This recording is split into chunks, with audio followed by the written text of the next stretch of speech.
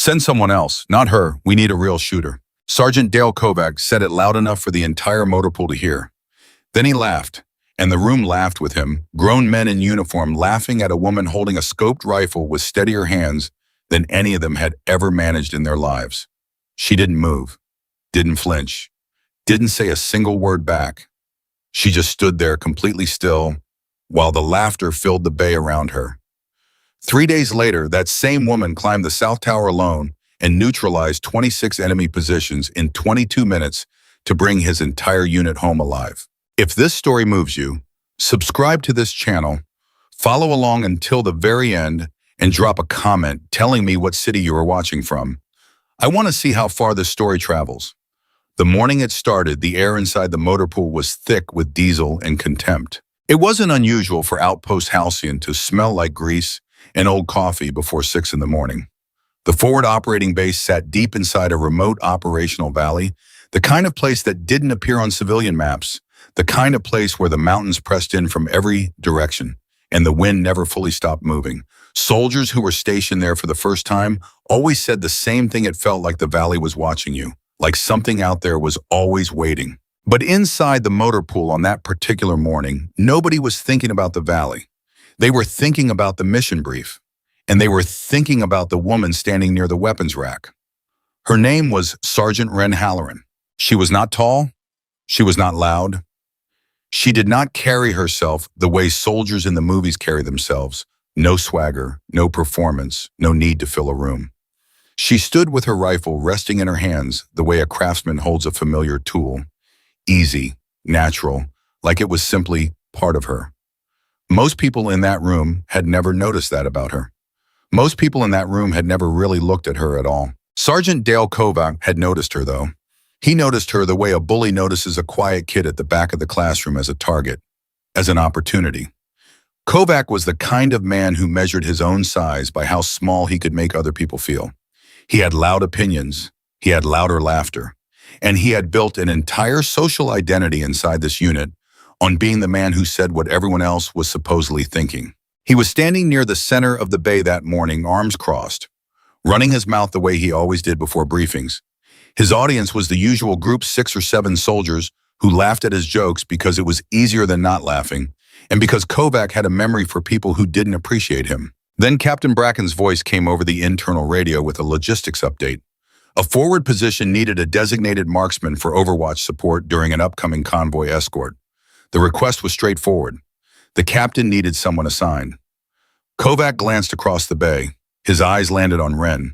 He pointed at her openly, deliberately, making sure everyone in the room saw the gesture, and he grinned.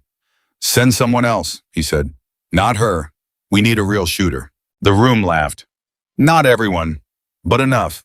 That particular kind of laughter, the kind that bonds people together by excluding someone else, filled the bay for a long moment. A few soldiers looked away. A couple looked at the floor. One young private named Decker, barely 19 years old, glanced at Wren with something uncomfortable moving across his face, but he didn't say anything. Nobody said anything. Wren Halloran heard every word. She did not move. She did not raise her voice. She did not look at Kovac with anger or with hurt or with any readable emotion at all. She simply stood where she was holding her rifle, her eyes calm and level and completely unreadable. It wasn't the first time. It wasn't even close to the first time. She had been hearing variations of that statement since the day she arrived at Outpost Halcyon. Not always out loud, not always with that particular cruelty, but the message was the same in every meeting. Since she wasn't invited to every assignment, she was overlooked for every conversation that went quiet when she walked into a room. "You don't belong here. We've already decided what you are, and what you are is not enough." She had learned a long time ago that arguing didn't work. Not in environments like this one. You couldn't logic your way out of a decision that was never based on logic to begin with. You couldn't prove yourself to people who had already made up their minds before you opened your mouth. So she didn't argue. She stored it, quietly, like she stored everything, and she waited. Specialist Marin Okafor was the one who walked over. Marin was Wren's spotter, had been for several months, and she was the kind of person who paid attention. Genuinely paid attention not just to the physical world, but to the people in it. She noticed things other soldiers missed. She noticed the small shifts in Wren's jaw. She noticed the way Ren's grip on the rifle didn't change even slightly through the laughter. She noticed that Kovac was still grinning like he'd accomplished something. Marin stopped beside Ren and kept her voice low. "You good?" Ren didn't look at her right away. She was watching Kovac across the bay with that same calm, unreadable expression. "I'm fine," she said. "You don't have to be fine," Marin said. "You're allowed to be pissed off." "I know." "So are you pissed off?" A small pause. "I'm focused," Ren said. Marin looked at her for a long moment. Then she nodded once slowly because she understood.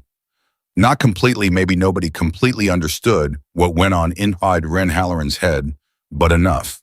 Enough to know that what Ren called focus, most people would never be able to reach, even on their best day. "Okay," Marin said, "then let's go check the equipment." They walked out of the motor pool together, and behind them, Kovac was still talking, still performing for his audience, already moving on to some other joke. He had forgotten about Ren almost as quickly as he'd noticed her. That was the thing about men like Kovac, the people they dismissed didn't stay in their minds long enough to matter. He had no idea that she was staying in her mind, running calculations, preparing for something he couldn't even see coming yet. The equipment room was quieter. It smelled like gun oil and dry air, and the overhead light flickered slightly every few minutes in a way that maintenance had never gotten around to fixing. Ren moved through the space with purpose, checking chambers, testing mechanisms, running her fingers along components, with the kind of attention most people reserved for things they truly loved. Marin watched her and thought, not for the first time, that Ren had a relationship with precision, the way some people have relationships with music. It was deeper than skill. It was closer to language. "Can I ask you something?" Marin said. "You can ask." "Does it get easier?" Marin gestured vaguely in the direction of the motor pool. "All of that, Kovac and his whole thing. Does it ever get easier to just let it go?" Ren considered the question seriously, the way she considered most things, without rushing. "I don't let it go," she said. "I just don't let it in." Marin was quiet for a moment. "What's the difference?" "Letting it go means it got to you first," Ren said. "Not letting it in means it never had the access." She set the rifle down on the bench and looked at Marin directly for the first time since they'd left the bay. "They think silence is weakness," she said. "It's not. It's just a different kind of power." Marin didn't have an answer for that. She just nodded, and something shifted in her chest, something like admiration and something like the strange, unsettling feeling you get when you realize the person standing next to you is operating on a level you haven't reached yet. They finished the equipment check in relative quiet. What neither of them knew, what no one on base knew yet, was that the convoy was already being planned. The route was already drawn, the logistics were already in motion, and so was the ambush. But that comes later. For now, there is just the beginning of Ren Halloran's story. And to understand what she becomes in that valley, you have to understand what she came from. Because the woman who stood in that motor pool absorbing ridicule without flinching, she wasn't born that kind of controlled. She was built, slowly, deliberately, by years of wind and patience and a grandfather who understood something about silence that most people never learn. Walter Halloran was not a military man in the traditional sense. He was a rancher, an outdoorsman, a man who had spent the majority of his life in wide open spaces where the nearest neighbor was 15 miles away, and the biggest social event of the season was a livestock auction. He was lean and weathered and spoke in complete sentences when he spoke at all, which wasn't often. He was the kind of man who made you feel when you were in his presence that words were mostly unnecessary and often counterproductive. Ren had gone to live with him when she was 8 years old. The circumstances weren't simple, and she had spent a long time trying to find the right way to think about them. Her parents had not been bad people. They had been struggling people, which is a different thing entirely. They had been struggling in ways that required Ren to go somewhere safer for a while, and that somewhere safer was Walter's place, a sprawling property at the edge of open plains where the grass went on for what felt like forever, and the sky at night was so full of stars it almost didn't seem real.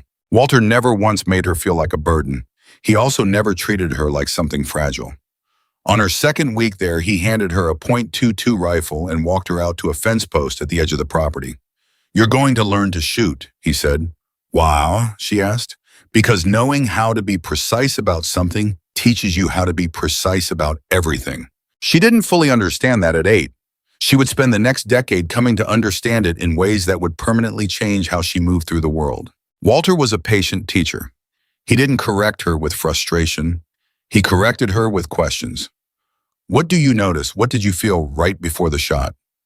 Where was your breath? He taught her to pay attention, not just to the target, but to everything around the target, the wind, the light, the temperature, the way her own heartbeat could either work with her or against her, depending on how she handled her mind. He taught her that the biggest enemy of precision wasn't distance. It wasn't wind. It wasn't any external factor at all. The biggest enemy is the story you tell yourself while you're waiting, he said once. They were lying in the grass watching a fence post, 200 yards out, the morning air, cold and still. Most people get to that moment of stillness right before they have to commit, and they start talking to themselves. They start doubting. They start calculating all the ways they might miss instead of all the ways they're going to hit. That's what ruins the shot, not physics, psychology. Ren had turned her head to look at him. How do you stop it? She asked. You practice silence, he said. Not just with your mouth, with your mind. You practice getting quiet in there, really quiet, so that when the moment comes, there's nothing in the way. She had practiced. For years she had practiced.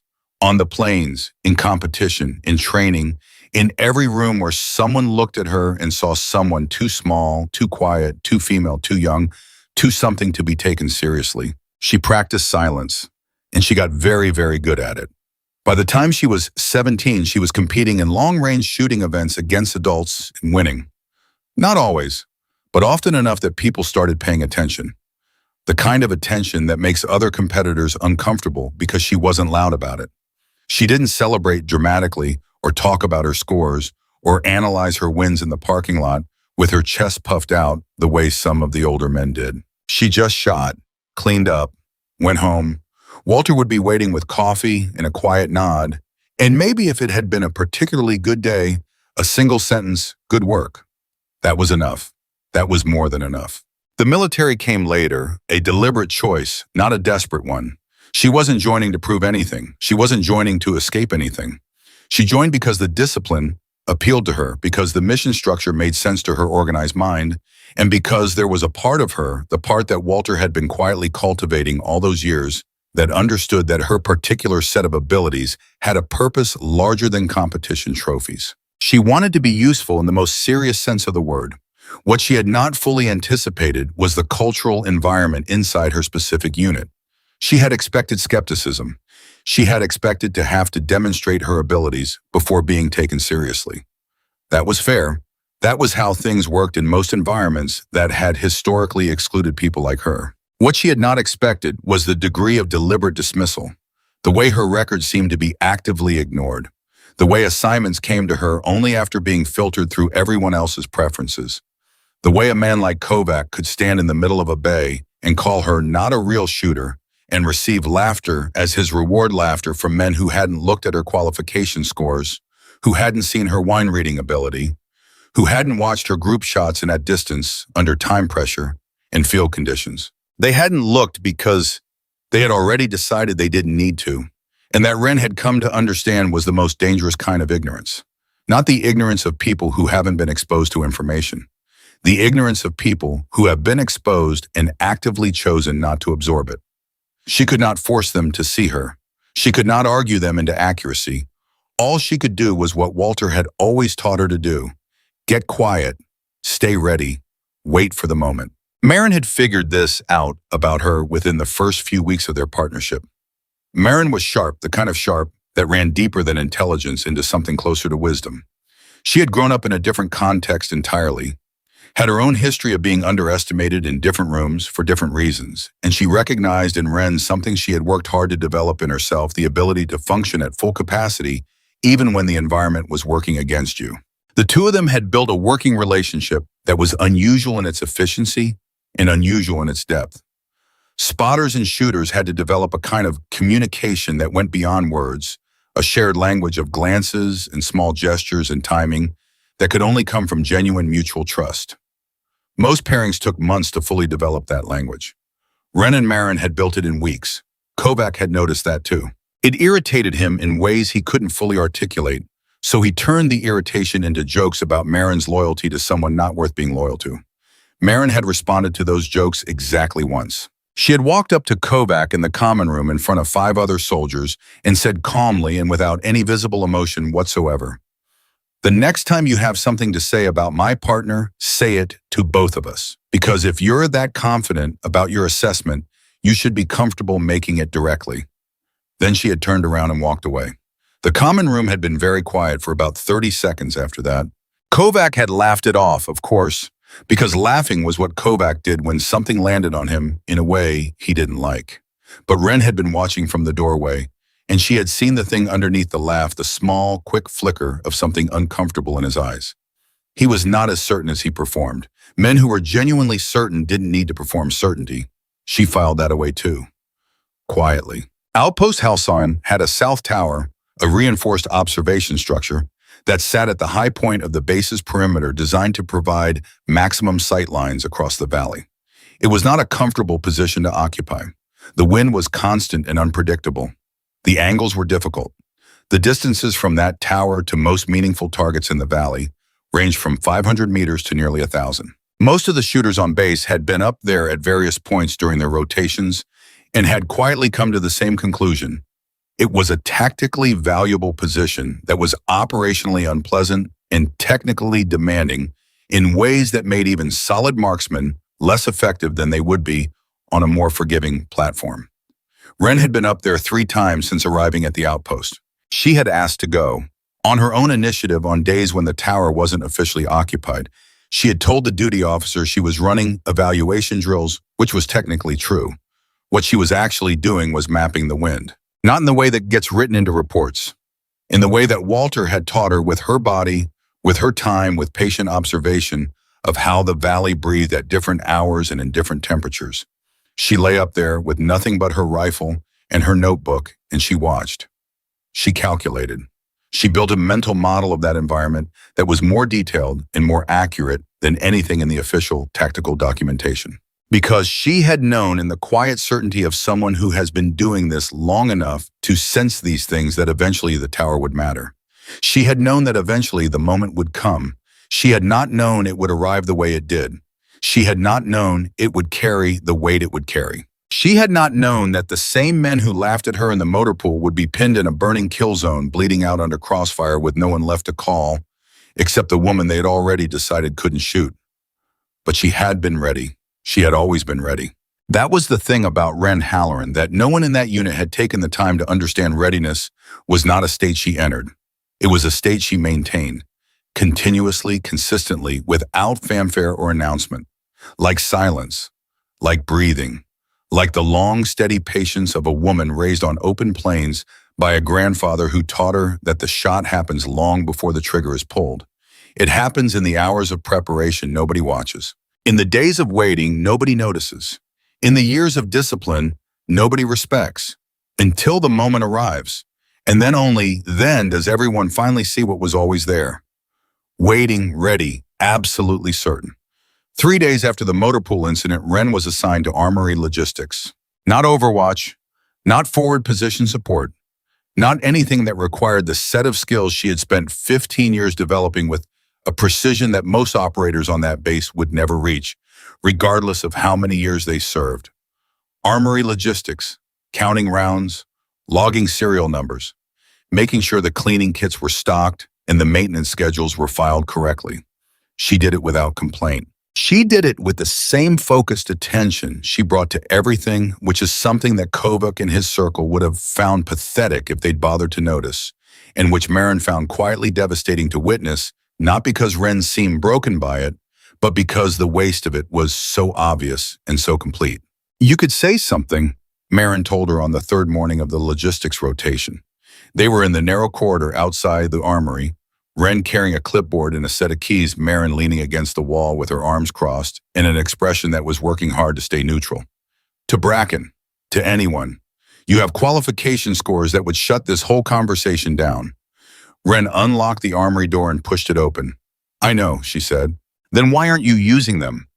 "Because pulling out a scorecard to prove I belong somewhere is exactly what they want," Ren said, stepping inside and starting the morning count without breaking stride. "It confirms their framework. It says I need their validation to function. I don't." Marin followed her in. So you're just going to count ammunition indefinitely. I'm going to do the job in front of me, Wren said while staying ready for the job that actually matters. Marin was quiet for a moment. She watched Wren move through the armory with that unhurried, methodical efficiency that was just part of how she existed in space. You know what drives me crazy about you, Marin said finally. Tell me. You're never wrong, Marin said, and you're never even slightly smug about it. It's deeply unsettling. Wren looked over at her, and something crossed her face, not quite a smile, but something warmer than her usual stillness. It lasted about 2 seconds. Then she went back to counting. That was as close to levity as things got at Outpost Halcyon that week, because the Valley, as it always did, eventually had something else in mind. The convoy was a standard logistics run. At least that was how it was classified in the briefing documents. 3 vehicles, routine supply route, the kind of mission that experienced soldiers treated with the specific kind of low-grade alertness that comes from doing something enough times to trust the pattern without fully relaxing into it. The route had been run 14 times in the previous 3 months. 12 of those 14 had been completely uneventful. The other 2 had involved minor incidents, a flat tire and a radio malfunction that were inconvenient but not dangerous. The unit running the convoy that morning had no particular reason to expect anything different. That confidence was not irrational. It was based on real data. It was also, as it turned out, catastrophically wrong. Captain Silas Bracken knew the convoy commander, Lieutenant Torres, well enough to trust his judgment. Torres was methodical and careful and had a good instinct for risk. When Torres had submitted the convoy plan, Bracken had reviewed it twice and approved it without significant modification. There was nothing on the intelligence summary that morning to suggest elevated threat activity in that corridor. What intelligence doesn't always capture is the thing that changes in the hours before an operation moves. At 6:47 in the morning, the convoy departed the outpost. At 7:22, the first vehicle was disabled. Bracken was in his office when the radio crackled to life, with Torres's voice not panicked because Torres didn't panic, but compressed in that specific way that experienced commanders get when the situation has moved outside the range of normal operations and they are processing the new reality in real time while simultaneously trying to manage it. Halcyon Base, this is Convoy Actual. We are under fire. Repeat, taking fire from multiple positions on the ridgeline. Lead vehicle disabled. We have wounded. Requesting immediate support. Bracken was on his feet before Torres finished the first sentence. He crossed to the operations map in 4 steps and stood in front of it with his hands on the table edge, running the geography in his mind with the speed of someone who had been looking at that map for months. The convoy route, the ridge lines, the distances. His intelligence officer, Sergeant Price, was already on a secondary radio. His operations sergeant was pulling up the surveillance feeds. The room went from quiet to controlled chaos in under 60 seconds, the kind of controlled chaos that a well-trained team produces when the real thing arrives where everyone knows their job and does it simultaneously, and the noise is purposeful rather than random. But Bracken was doing his own calculation separate from all of it. He was looking at the map and thinking about angles. The ridge lines where the fire was coming from Torres had given coordinates, and Bracken was placing them on the map with his finger tracing the geometry of the engagement. Multiple positions, elevated. The convoy was in a narrow section of the valley road where the terrain limited lateral movement. They were in the language that soldiers use when they're being precise about terrible situations in a kill zone. A proper one, designed by someone who knew what they were doing and had chosen the location deliberately. Bracken had seen kill zones before. He knew that the way you survive one is not by fighting your way through it from inside. You survive it by eliminating the threat from outside, from a position of elevation and distance that negates the ambusher's advantage. He knew exactly one position on or near Outpost Halcyon that could reach those ridgelines. The South Tower. He also knew with a clarity that arrived like cold water the specific problem with the South Tower in this scenario. The distances involved were not modest.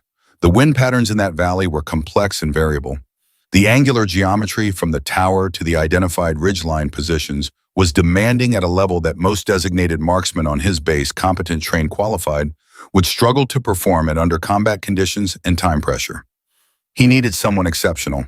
He needed someone who had not only the technical skill, but the specific kind of mental architecture that could operate in conditions of extreme pressure without degrading, without rushing, without second guessing, without the psychological spiral that took good shooters and turned them into average ones at the worst possible moment. His eyes moved across the operations room, his mind moved through his personnel, and it stopped. On a name. A name he had underutilized. A name that had been, he now understood, with a discomfort he would later have to sit with, fully buried under the preferences and prejudices of men whose opinions he had implicitly trusted without examining the basis of that trust carefully enough. He picked up the radio. "Get me Halloran," he said. "Now, South Tower. Tell her it's not a drill." The soldier on the other end of the radio hesitated just for a fraction of a second, just long enough for Bracken to notice, and then recovered. "Yes, sir." Wren was still in the armory when the runner found her.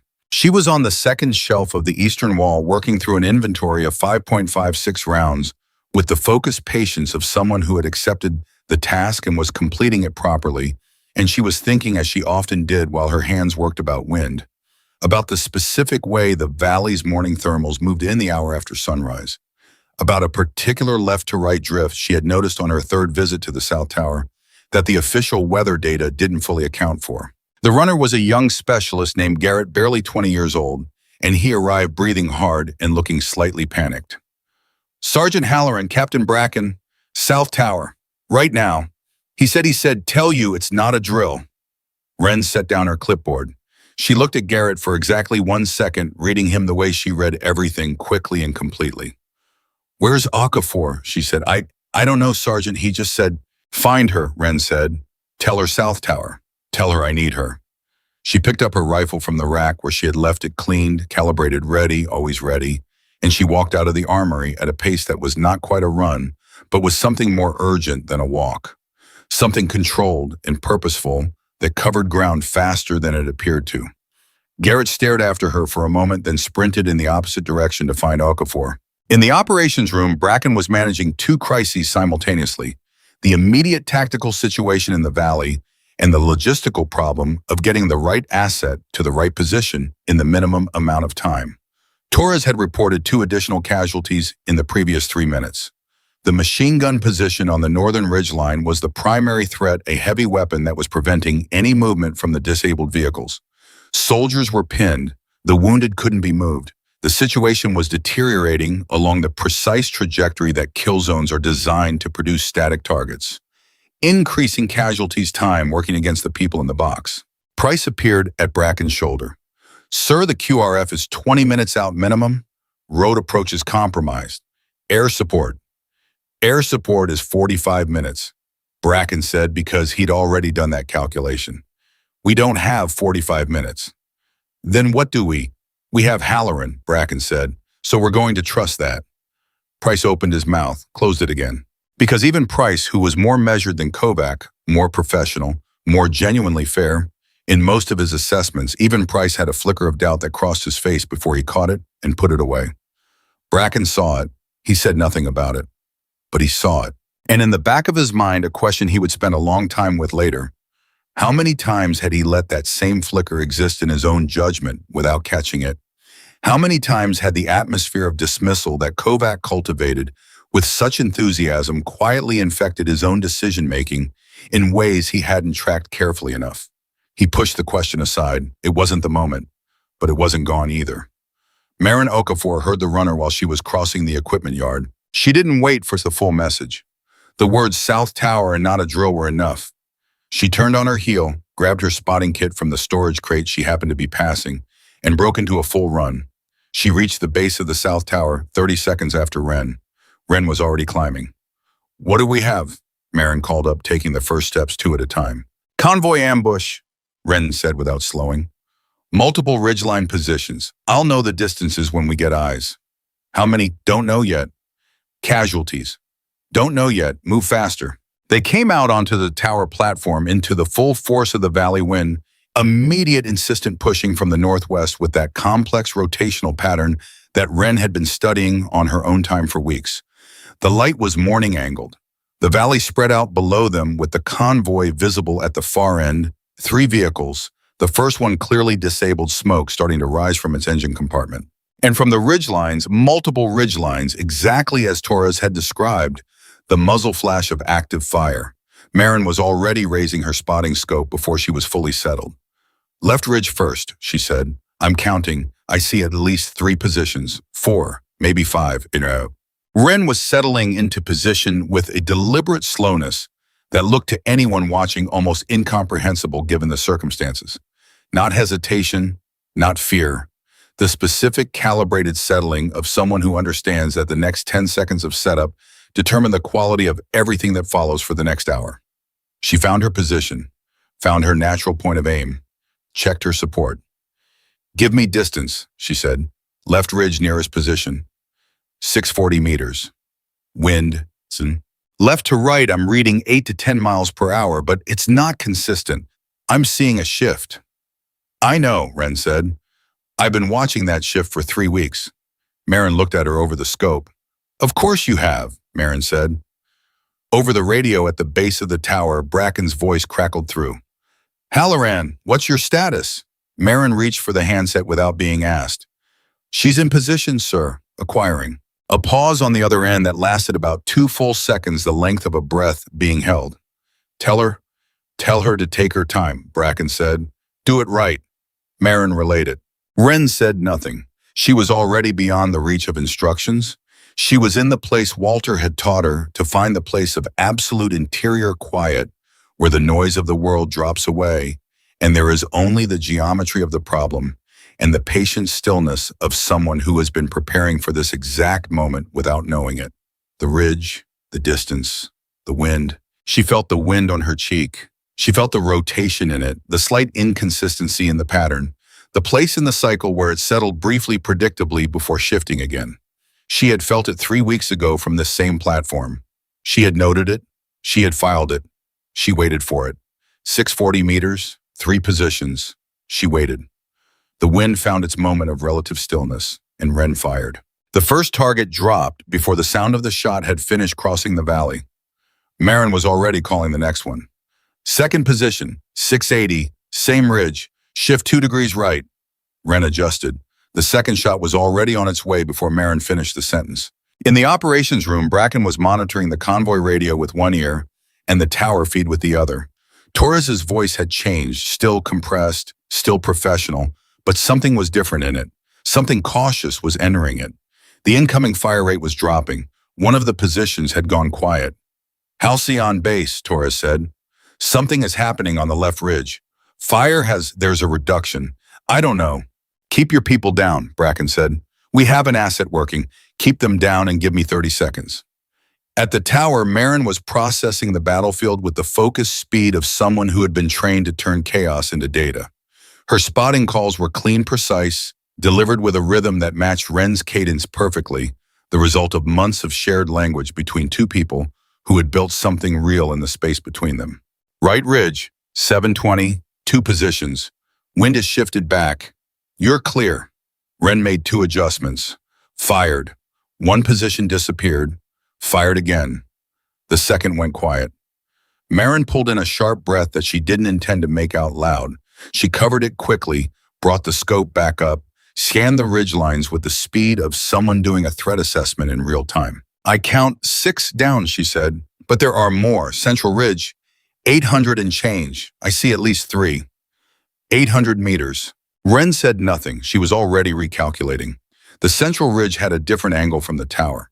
This wind behavior would be different there, she'd noted that too. The way the valley's center column created a slight upward pressure that affected trajectory at distances beyond 750.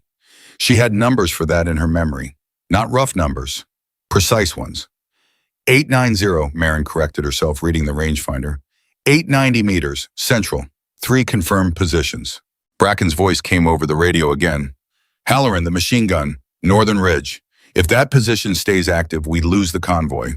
Torres has 3 critically wounded. They cannot hold position much longer. Marin looked at Ren. Ren didn't turn her head. Where is it? Marin swung the scope north. Found it.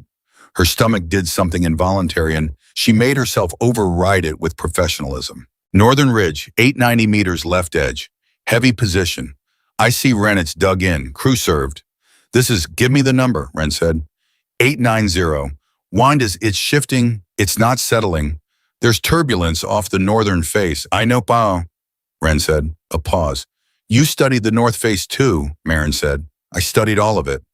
For the next 40 seconds, neither of them spoke. In the valley below, the machine gun continued to work, hammering at the disabled convoy vehicles, preventing any movement, keeping Torres's soldiers flat on the ground behind whatever cover they had found. The sound of it was ugly and constant and purposeful. Torres came over the radio with a voice that had crossed from compressed into something more urgent. Halcyon base. I have a soldier in the open.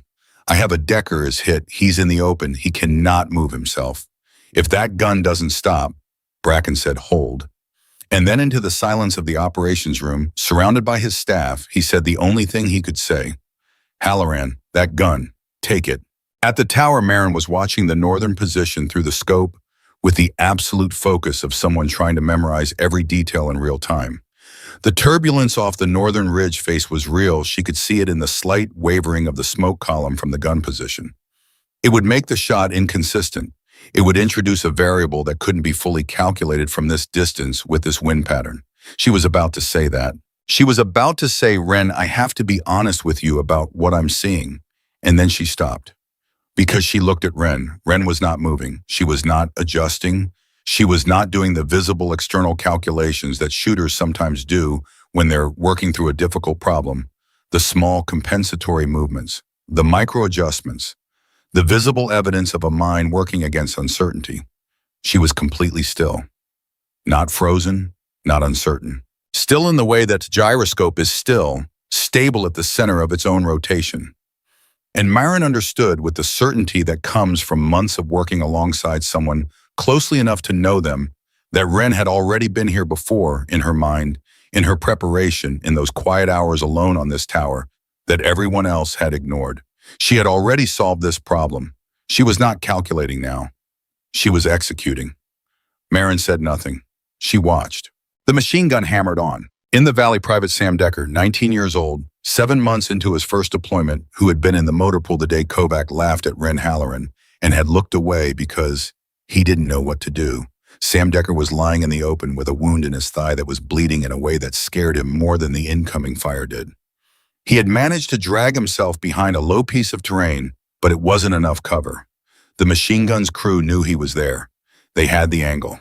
He was pressing his hand against his own leg and watching the blood come through his fingers, and he was making a calculation that no 19-year-old should have to make. He was calculating how much time he had. Torres' voice came through the unit radio, tight and urgent. Someone get Decker. Someone get to... Nobody moves. Torres said at the same time, overriding himself because the machine gun was still active and any movement was suicide. Nobody moves until that gun is down. And Decker, lying in the open dirt with the sound of the machine gun working above him, pressed harder on his own leg and made himself breathe and made himself not think about the answer to the calculation he'd been running. At the tower, Ren was waiting. The wind was moving in its complex variable pattern the way it always did off the northern face. She could feel it. She had felt it 3 weeks ago, and she had sat with it and learned it the way you learn a language, not the grammar, but the rhythm, the way it breathes the spaces between the sounds. She waited for the space. She felt it coming. The turbulence had a cycle in it, not perfectly consistent, but real enough. A window in the rotation, small. 2 seconds, maybe less, but real. She felt it arriving, and then it was there. The shot was so clean that Marin didn't fully process it for a moment. She heard the report. She watched through the scope, and then the machine gun on the northern ridge stopped mid-burst. Simply stopped the way a machine stops when its critical component fails, and was silent. Silence fell across that section of the valley like something physical, like a held breath releasing, like the world remembering what quiet felt like. Marin sat with the scope at her eye for a full 5 seconds without speaking. Then she lowered it. She looked at Ren. Ren was still in her position, still looking through her scope, still reading the ridgelines. Is it clear? Ren said. Marin's voice came out slightly wrong. She corrected it. I'm scanning. Give me... She raised the scope again. Methodically, professionally. Central Ridge, the 3 remaining positions they've gone cold. They're pulling back. I think yes, they're withdrawing. All of them? All of them. A pause. Okay, Ren said. Not triumph, not relief, just acknowledgement. a competent professional completing a task and recording the result. Marin set down the scope and pressed both hands flat on the platform surface and took a breath that started slow and came out shaking slightly at the end. "Ren," she said. "Yeah, that last shot from this distance, with that wind pattern, it was the shot in front of me," Ren said. "It was just the shot in front of me." Marin looked at her for a long moment, at the stillness of her, at the complete absence of performance or drama or self-congratulation, at the woman who had been counting ammunition 3 hours ago because nobody had trusted her with anything more significant and who had just reached out across 890 meters of complex variable air and shut down the gun that was killing her unit. "Yeah," Marin said quietly. "Okay." In the valley, Torres was on the radio. "Halcyon base, all incoming has stopped. I repeat, all incoming has stopped. The northern gun is down. We have a window, requesting permission to move the wounded." Bracken's voice came back immediately. "Permission granted. Move your people." And then, after a pause, quieter, with something underneath it that wasn't quite command voice anymore. Something more human than that. Something that had been changed by the last 22 minutes in ways he hadn't fully processed yet. "Tell the convoy they're okay. Tell them we had the right asset in the tower." Torres came back, and even through the radio compression, you could hear what was in his voice. "Copy that, sir. Tell whoever was in that tower, tell them thank you. Tell them they just saved all of us." In the operations room, Price was looking at the display that showed the tower radio transponder. He was looking at it with an expression that Bracken could not entirely read, something between recalibration and the specific discomfort of a man who has been forced by evidence to revise a belief he wasn't fully aware he held. "That was Halloran," Price said, not a question, but the tone of it was something between a statement and an accounting. "Yes," Bracken said. "How many did she—" Bracken was already looking at the engagement log. His intelligence officer was compiling the preliminary count from the surveillance footage and the reports coming in from the ridgeline positions. The number was still being confirmed, but even the preliminary count was significant. Bracken set down the radio handset. He stood in his operations room with the evidence of the last 22 minutes, settling around him, the silence on the tactical channels where there had been desperate urgency. Minutes before the voices of Torres's soldiers beginning the process of moving the wounded, the convoy that was still intact and populated with people who were alive because of a decision he had almost not made, because of a name that had almost not come to him, because the dismissal of that name had been so thorough and so ambient in his unit's culture that he had been breathing it without noticing it. He thought about the moment in the motor pool that he hadn't been present for, but had heard about. He thought about Kovac's voice. "Send someone else, not her. We need a real shooter." And he thought about the 22 minutes that had just happened. He thought about what it meant that the only reason Ren Halloran was available to do what she had just done was that she had been too thoroughly dismissed to be wasted on anything else. The terrible irony of it sat in his chest like something cold. If they had taken her seriously earlier, if they had placed her in the position her abilities warranted, she might not have been available. She might have been on a rotation somewhere else.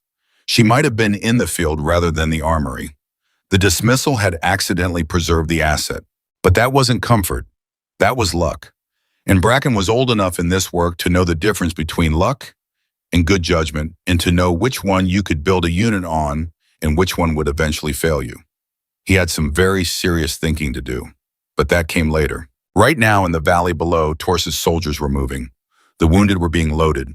The convoy was beginning the process of extracting from the kill zone under the silence that Ren Halloran had created across those ridgelines, with 26 shots in a level of precision that had no business being underestimated by anyone ever again. And at the South Tower, Ren was still reading the ridgelines through her scope, still watching, still working. Because the job wasn't done until it was done and the enemy had withdrawn, rather than been completely neutralized, and there was still a possibility of secondary activity from positions she hadn't fully accounted for, and she would stay at this platform until she was certain, genuinely certain, not anxious, uncertain, or impatient, certain, but the real kind that the valley was clear. Marin sat beside her in silence, watching the valley, watching Ren watch the valley, and thinking about a man in the motor pool who had pointed his finger and laughed, and about everything that laugh had failed to account for, and about the specific price that ignorance pays when reality finally arrives to collect. The sun was fully up now. The valley light was changing. The wind was still moving in its complex pattern off the northern face. And Ren Halloran was reading all of it. Every breath of it. Still. Ready. Absolute. The ridgeline stayed quiet. Ren held her position in the South Tower for 11 more minutes after the last confirmed withdrawal, reading the valley with the patience of someone who had learned a long time ago that the most dangerous moment in any engagement is the one right after you think it's over. The enemy knows that too. They know that the human nervous system wants to release after sustained tension.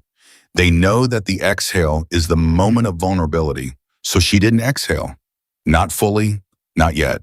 Marin tracked her scope across the northern face one more time, then the central ridge, then back to the left.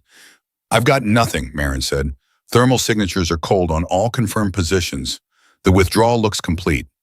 "Check the eastern approach," Ren said. Marin shifted, scanned. "Clear. Secondary positions behind the northern ridge. Low profile. Ground level." Marin moved again. A pause. "Clear.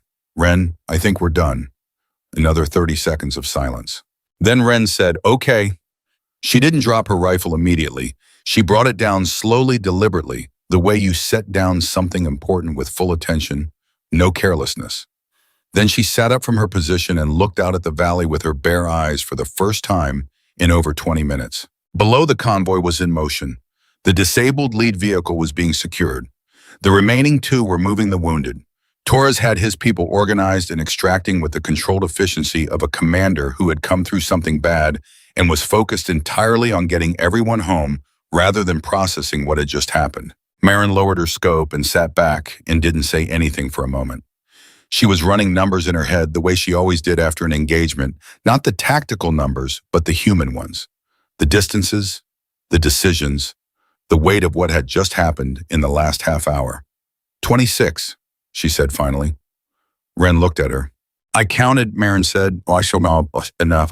26 confirmed positions, 26 shots." She paused. "Did you know you were going to do that?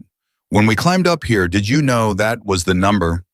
Ren thought about the question for a moment. "I didn't have a number in mind," she said. "I had targets. I took them one at a time." "One at a time," Marin repeated, "from 890 meters. In variable wind. With no warm-up, no pre-positioned data, no." "I had data," Ren said.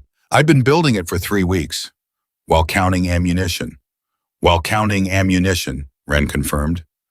Marin shook her head slowly, not in disbelief, in something more complicated than that, in the particular emotion of someone who has watched an injustice be accidentally reversed by circumstance and isn't sure whether to feel relief or fury at the route it took to get there.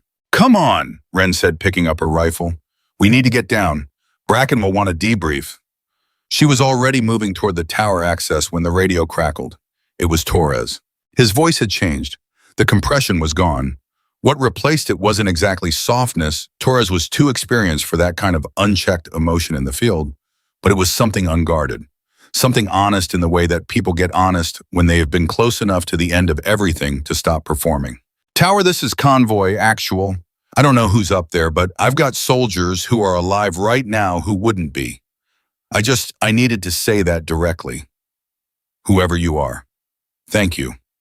Marin looked at Ren. Ren had stopped moving. She was standing at the top of the access stairs with her rifle across her body, and she was looking at the radio with an expression that Marin had rarely seen on her face. Not quite emotion, but the thing just beneath emotion. The place where it lives before it reaches the surface. She reached over and picked up the handset. "This is Sergeant Halloran," she said. "Get your people home, Lieutenant." A pause on Torres' end. "Then copy that, Sergeant, will do." She set down the handset and started down the stairs. Marin followed, and neither of them spoke on the way down, which was fine. Some things don't need commentary. Some things just need to be carried for a while before they can be talked about properly. The base was different when they reached the bottom. Not visually, not in any dramatic, obvious way. The buildings were the same. The equipment was the same. The physical reality of Outpost Halcyon was exactly as it had been 2 hours ago. But the atmosphere had shifted in the way atmospheres shift after something significant happens. the way air changes pressure before a storm except in reverse. The pressure was releasing, and with the release came a specific kind of reckoning that Wren had not been present for, but could feel the edges of as she and Marin crossed the yard toward the operations building. People were looking at her. Not the way they had been looking at her for months past her, around her, through her. Actually looking, stopping in the middle of what they were doing and looking at the woman with the rifle walking across the yard, and something was moving across their faces that was too varied and too complicated to name with a single word. A young private stopped completely and just stared. A mechanic from the vehicle bay, who had been part of Kovac's audience in the motor pool 3 days ago, looked at Wren, then looked at the ground, then looked back up again with an expression that was attempting to sort out something difficult. Wren walked through all of it without slowing down. She had not done what she did in order to be seen. That was a distinction that would take some of these people a long time to understand, and some of them would never fully understand it. She had done it because the job existed, and she was the person equipped to do it. The doing was the point, the recognition was incidental. But Marin noticed every face they passed. She cataloged them with the precise attention she applied to everything, and she thought, good. Let them look. Let them sit with what they should have known before this morning. Bracken met them outside the operations building. He was standing in the doorway, not waiting dramatically, just standing the way a man stands when he has things to say and is figuring out the right order to say them. He looked tired, not the tired of someone who hadn't slept, but the tired of someone who had spent 2 hours running at maximum capacity and had also, somewhere in the middle of it, been forced to reckon with something uncomfortable about himself. He looked at Wren. She met his eyes. "Sergeant Halloran," he said. "Sir." He held her gaze for a moment. "I owe you an honest conversation. Not now, after the debrief, after the medical situation is squared away, after we've processed the full engagement report. But I want you to know that conversation is coming. And it's going to be a real one." Wren said, "I understand, sir." "I'm not sure you do yet," Bracken said, "because part of what I have to say isn't going to be comfortable for me. And I'm going to say it anyway." A pause. Then Wren said simply, "Okay." Bracken nodded once. "Debrief in 20. Okafor, I need your spotting record from the engagement. Everything. Times, calls, wind readings, all of it." He looked back at Wren. "The preliminary count from the surveillance data is 26 confirmed. Does that match your accounting?"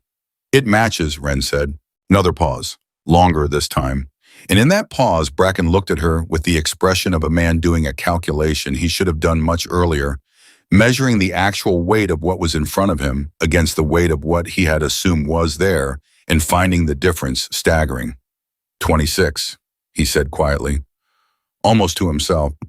"Yes, sir." "In 22 minutes. "Yes, sir." He exhaled through his nose, looked away briefly at the valley, then back. "Get cleaned up. Debrief in 20. He went back inside. Marin watched him go, then looked at Wren. "That's the most human I've ever seen him." "He's a good officer," Wren said. "He just needed the data to update." "Most people get data and still don't update," Marin said. "Bracken's not most people," Wren said. "That's why he's the one who made the call to put me in the tower." She started moving again toward the equipment room. "And that's why he's going to want to make it right." Marin followed. "You're not angry at him." It wasn't a question exactly. It was more like someone checking a measurement they weren't sure about. Wren thought for a moment before answering, and the thinking was real, not performative. "I'm not angry at a lot of people. I probably have a right to be angry at," she said. "Anger uses resources I need for other things." "Walter taught you that too." "Walter lived it," Wren said. "I just watched long enough to learn it." The debrief lasted 47 minutes.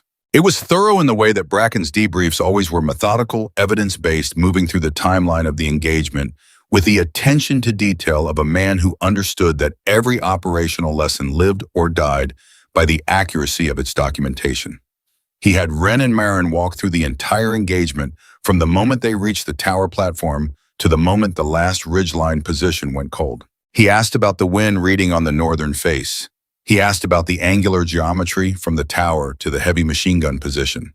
He asked about the timing, the sequencing of targets, the decision-making process for prioritization. Wren answered every question with the same quality she brought to everything: precise, complete, without embellishment or false modesty. The intelligence officer, Price, was taking notes, And also Marin could tell listening with a particular intensity that went beyond professional documentation. He was listening the way someone listens when they're revising a model when the new data is so far outside the range of the old model that the model itself has to be restructured rather than simply updated. About 20 minutes into the debrief, Price set down his pen. "Sergeant Halloran," that he said. "The northern position, 890 meters. The turbulence on that face. I reviewed the surveillance footage before this debrief.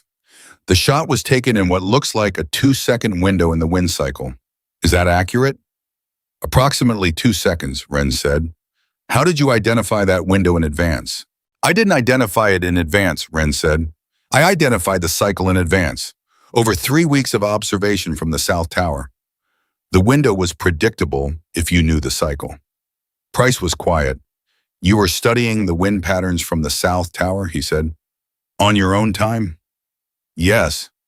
"While you were assigned to Armory Logistics?" "Yes."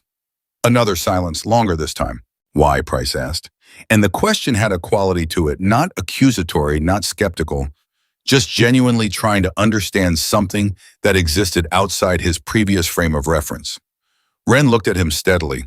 "Because the South Tower is the most tactically significant position on this base relative to the valley threat geometry, and because no one else was studying it in the depth it required, and because I knew eventually it would matter." Price picked up his pen again, set it down again, then picked it up and wrote something.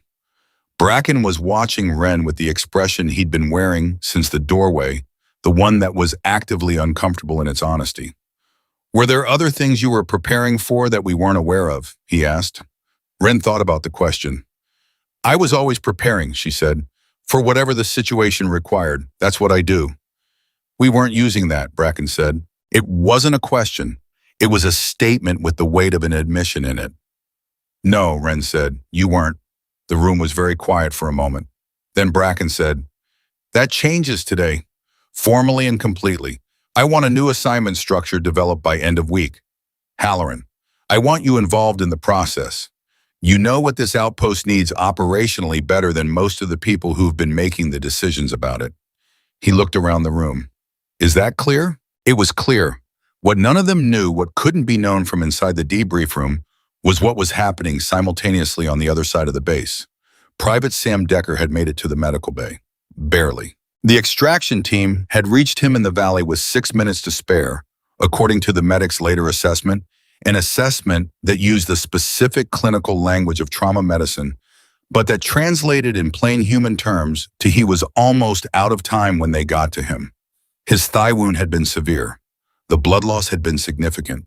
He was conscious when they loaded him, but barely, and the barely was doing real work in that sentence. In the medical bay, the base medic, Sergeant Lena Ferris, had worked with the focused urgency of someone who knows the numbers and is racing them. She was good at her job, genuinely good, the kind of good that only comes from having done it enough times in real conditions to have the competence become instinct. She had stopped worse bleeds than this one.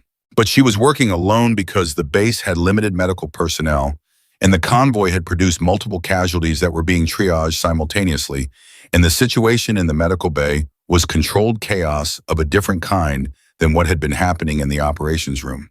She needed another pair of hands. She needed them right now. The door opened. Wren Halloran walked in.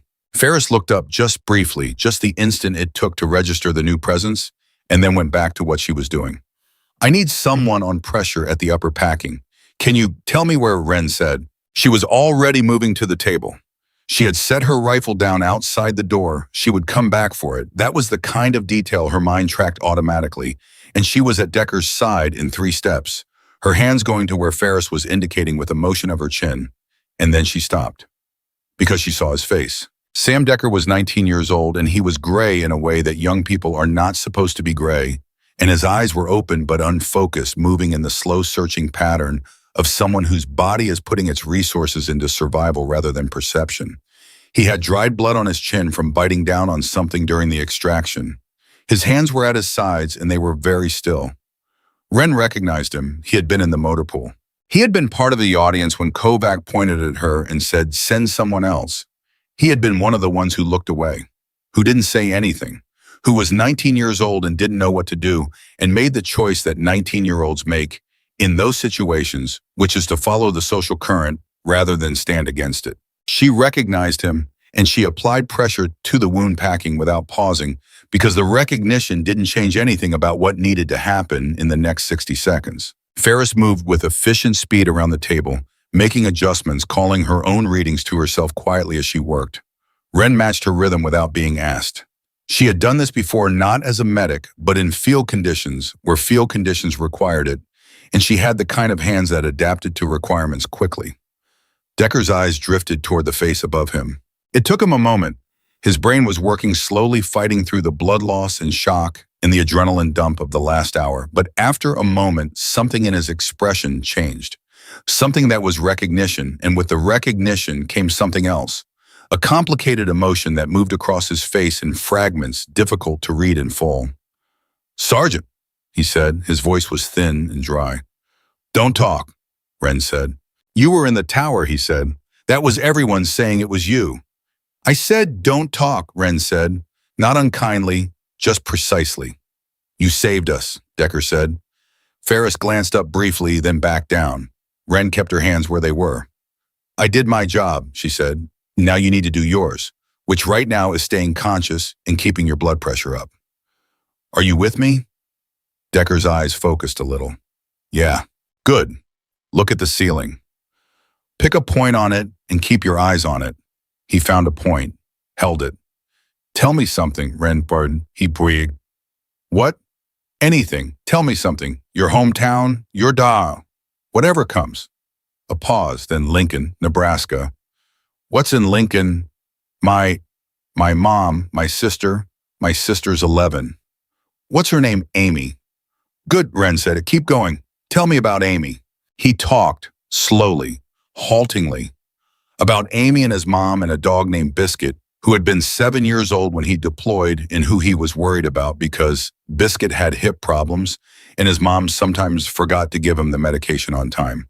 He talked about Lincoln in August, which he said was too hot, but not the right kind of too hot, not like here, more humid, more familiar. He talked, and Ren listened and kept her hands where they needed to be, and Ferris worked with the calm urgency of someone who was winning a race she had been in danger of losing, and Sam Decker's color began to come back. Very slowly. But it came. Marin appeared in the doorway. At some point, she didn't know how much time had passed. Time in those situations has a different texture, and she saw Ren at the table with her hands in work, talking to the young private in a voice that was low and steady and almost impossibly calm, given everything that had happened in the last 2 hours. Marin stood there and watched. She watched Ren with the young soldier who had looked away in the motor pool, who was now holding onto her voice the way drowning people hold on to something solid. And she thought about a lot of things she didn't have words for yet, but that she knew she would carry for a very long time. Ferris stepped back from the table and stripped off one glove and checked her readings. Her posture changed just slightly, just enough for someone paying attention to see the specific quality of change that means the acute phase is over. "He's stable," she said. The word landed in the room. Ren released the pressure gradually, the way Ferris had shown her, with a gesture, monitoring the packing as she did. She stepped back, looked at Decker. His eyes found her. "Am I going to be okay?" he asked. It was a genuine question, asked in the voice of someone who is past the point of performing bravery and is just asking honestly because they need to know. Ren looked at him without hesitation. "You're going to be fine," she said. "You lost a lot of blood. You're going to be weak for a while, but you're going to be fine." He breathed out. Something left his face when he breathed, some held tension that he'd been carrying for the last hour without knowing he was carrying it. "Thank you," he said. She nodded once. She started to step away from the table. "Sergeant," he said. She stopped. He was looking at her with the gray, still in his face, but something else now, too. Something that was trying to be more than gratitude and wasn't quite getting there yet, not fully, because there was something in the way of it that he needed to move through first. "The motor pool," he said. 3 days ago, when Kovac, I didn't say anything. I should have said something." Ren looked at him. She considered the moment the way she considered everything fully without rushing. "You were 19 in a room full of people going the other direction," she said. "It's not nothing to know what you should have done." "It's not enough either," he said. She held his gaze for a moment. "No," she said. "It's not, but it's a start." She walked out of the medical bay, Behind her, Ferris continued her work. Decker stared at the ceiling. Marin stood in the doorway for another moment, watching the space where Wren had been before following her out into the afternoon light. Across the base in the common room, Dale Kovac was hearing things. He had been hearing them for the last hour, not from one source but from everywhere, from multiple directions, the kind of information spread that happens in a closed environment when something significant occurs, and everyone is processing it simultaneously. He had heard it from the duty sergeant who came through the common room with the convoy report. He had heard it from two soldiers who had come in from the yard talking in clipped sentences about the tower and the ridge lines and the machine gun going silent. He had heard it from Garrett, the runner, who had come back from the medical bay with an expression that was still sorting through several things at once. 26, the words kept repeating. 26 positions, 22 minutes. The northern gun at 890 meters, and the name attached to it. Halloran. Always Halloran. Kovac sat in the common room with a cup of coffee that had gone cold in his hands, and he was very quiet. Which was unusual for Kovac. Which was unusual enough, the two soldiers who came in and saw him sitting that way exchanged a brief glance and went back out again without saying anything. He was not processing the operational details. He was processing the personal ones. 3 days ago, he had stood in the motor pool and pointed at her in front of a room full of people and performed his contempt with the confidence of a man who had never once had that particular confidence tested by evidence. He had called her not a real shooter. He had taken the laughter as confirmation, and now he turned the coffee cup in his hands, around and around, a slow mechanical movement that had nothing to do with the coffee. He was not a stupid man. He was many things that he would need to reckon with, but he was not stupid. He understood what the last hour meant. He understood it in the way that you understand a thing when the evidence is so complete and so unambiguous that the only available response is full acknowledgement. The question was what you did with the acknowledgement. A smaller man, a man who had built more of his identity on the performance than Kovac might have gone looking for the angle, might have found a way to minimize it, to contextualize it, to reclaim some portion of the ground he'd lost. That's what insecure people do with information that threatens their self-image. They negotiate with it until it becomes something they can manage. Kovac sat with the cold coffee and didn't negotiate. He didn't like what he was feeling. The weight of it was unfamiliar and uncomfortable, and it was sitting in the center of his chest in a way that he recognized on some deep level wasn't going anywhere until he did something real with it. He thought about her face in the motor pool, the absolute stillness of it, the way she hadn't reacted to the laughter with anger or hurt or any visible emotion at all, just stood there with that calm that he had interpreted as passivity, as weakness, as the behavior of someone who had accepted the verdict that had been handed down. He understood now that he had been reading it completely wrong. That stillness wasn't acceptance. It was the most controlled, most disciplined response available to a person in that situation. It was someone operating above the level of the moment. It was someone who already knew something that everyone in that room would eventually have to learn. He set down the coffee. He stood up. He walked out of the common room and across the yard, and his destination was not a comfortable one, and he was going there anyway because the alternative was to be the kind of man he was no longer willing to be. He found her near the equipment room. She was cleaning her rifle with the same methodical attention she'd been applying to it when the runner had arrived that morning, or maybe she was doing it again. Maybe she always came back to this, the ritual of care for the instrument that had just carried the weight of 26 decisions. Marin was nearby writing the spotting log, and she looked up when Kovac appeared, and her expression went carefully neutral. Kovac looked at Wren. She looked back at him. Neither of them spoke for a moment. Then Kovac said, "I need to say something." Wren set down the cleaning cloth. She waited. 3 days ago, he said, in the motor pool. He stopped, started again. I said something in front of a lot of people that was wrong, not just wrong as an assessment, which it was, but wrong as a way to treat another soldier, as a way to treat a person. He wasn't performing this. That was the thing that made it unusual. There was no audience. There was no one watching except Marin, who was pretending to write, but was absolutely not writing. This wasn't Kovac doing a public gesture to manage his reputation in the unit. This was Kovac in a hallway with the woman he'd mocked, saying the thing directly. Wren was watching him with the same expression she always wore, calm reading, not giving anything away yet. I don't have an explanation that makes it better, Kovac said. I have reasons, but reasons aren't the same as justification. I made a decision about who you were before I had any actual information. And I kept making it even when he stopped, even when I probably had enough information to know I was wrong if I'd been paying honest attention. A pause. That's what I needed to say, he said. Ren was quiet for a moment. Then she said, did you say it because you mean it or because you need to be able to live with yourself? The question was direct, not cruel. There was no cruelty in Ren's directness, just precision, but it was the question that cut straight through to the thing underneath the apology. Kovac held her gaze. Both, he said, and I think that's honest. Another silence. Okay, Ren said. Okay, he repeated. It doesn't erase what happened, she said. I know. It doesn't change the fact that other soldiers heard you and took the cue from you. That has a cost that doesn't go away with one conversation. I know that too.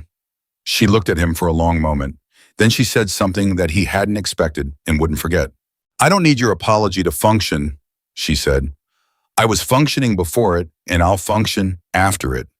But if you actually mean it, if you actually understand what went wrong and why, then the person who needs this conversation is you. Because you have to work next to people in situations that require complete trust, and you can't have that kind of trust with people you've already decided the value of before they've shown you. Kovac was quiet. That's the real problem, Ren said. Not me, not what you said about me. The habit of deciding before looking. That's what could get someone killed. She picked up the cleaning cloth and went back to the rifle. Kovac stood there for another moment. Then he said, you're right. He turned and walked back across the yard. Marin waited until he was out of earshot. You could have destroyed him, she said. You had every right to. I know, Ren said. Why didn't you? Ren ran the cloth along the barrel with the unhurried attention of someone for whom this particular task would never be careless. Because destroying him doesn't make the unit better, she said, and making the unit better is the job. Outside, the valley light was starting to shift toward late afternoon. The convoy had returned. The wounded were being processed. The base was settling into the specific kind of exhaustion that follows sustained crisis, the particular quiet of people who have come through something real and are beginning the long process of making sense of it. In the medical bay, Sam Decker was sleeping. His color was coming back. His vitals were stable. On the small table beside his cot, someone had placed a cup of water within reach. He would wake up tomorrow. He would have a long recovery. He would think about a lot of things during that recovery. And among all of them, he would think most often about a woman who had run across open ground to reach him when she didn't have to, who had held pressure on his wound with calm hands, who had kept him conscious with her voice while everything in him wanted to let go, and who 3 days earlier he had watched a man mock in a motor pool while he looked at the floor. He would think about that gap between who he had been in the motor pool and who he needed to become. He would think about it for a very long time. And that too was part of what Ren Halloran had given him. Not just the survival, but the reason to deserve it. The night after the engagement, Outpost Halcyon didn't sleep. Not really. Not in the deep disconnected way that soldiers sleep when nothing happened and tomorrow is routine. They slept in that shallow, restless way that follows a day when the stakes were real and the outcome could have gone the other direction and everyone in the base knew it. The kind of sleep where your body shuts down but your mind keeps running.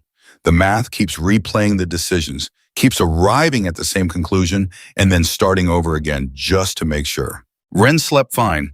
Marin knew this because she was across the room in their shared quarters and she could hear the even rhythm of Ren's breathing, slow, regular, undisturbed. The breathing of someone who had given everything the day required and had nothing left unresolved. No second guessing, no residual anxiety working itself through the nervous system in the dark.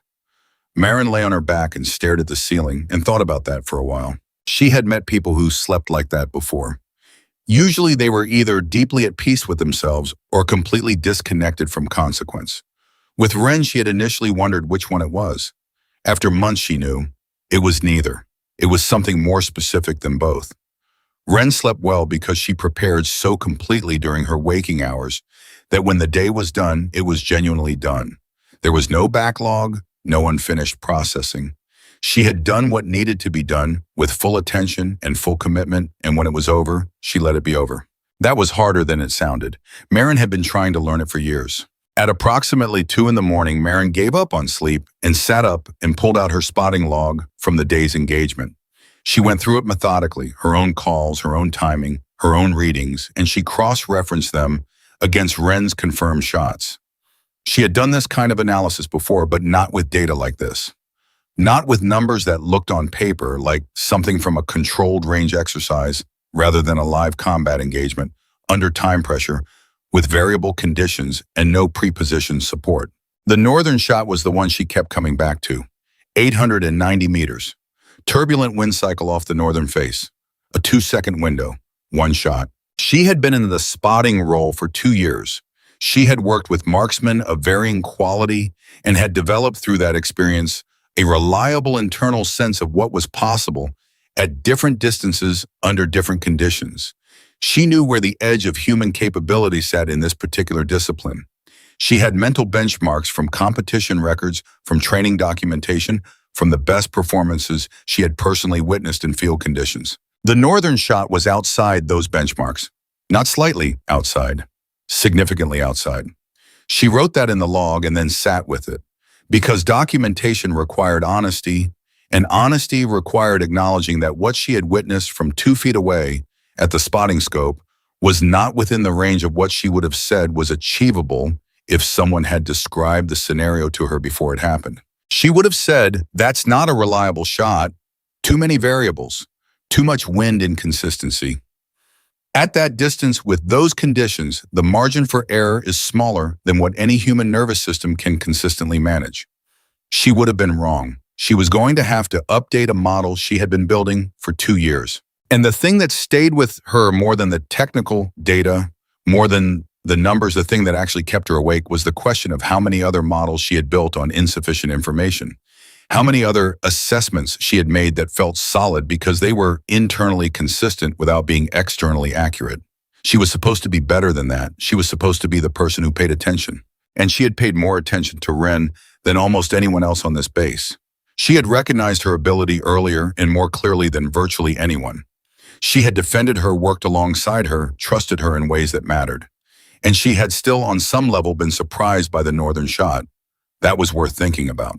She was still thinking about it when the first light came through the window and Wren's alarm went off at 5:30, and Wren sat up, looked at Marin sitting at the desk with the spotting log open, and said without any particular surprise, "You didn't sleep."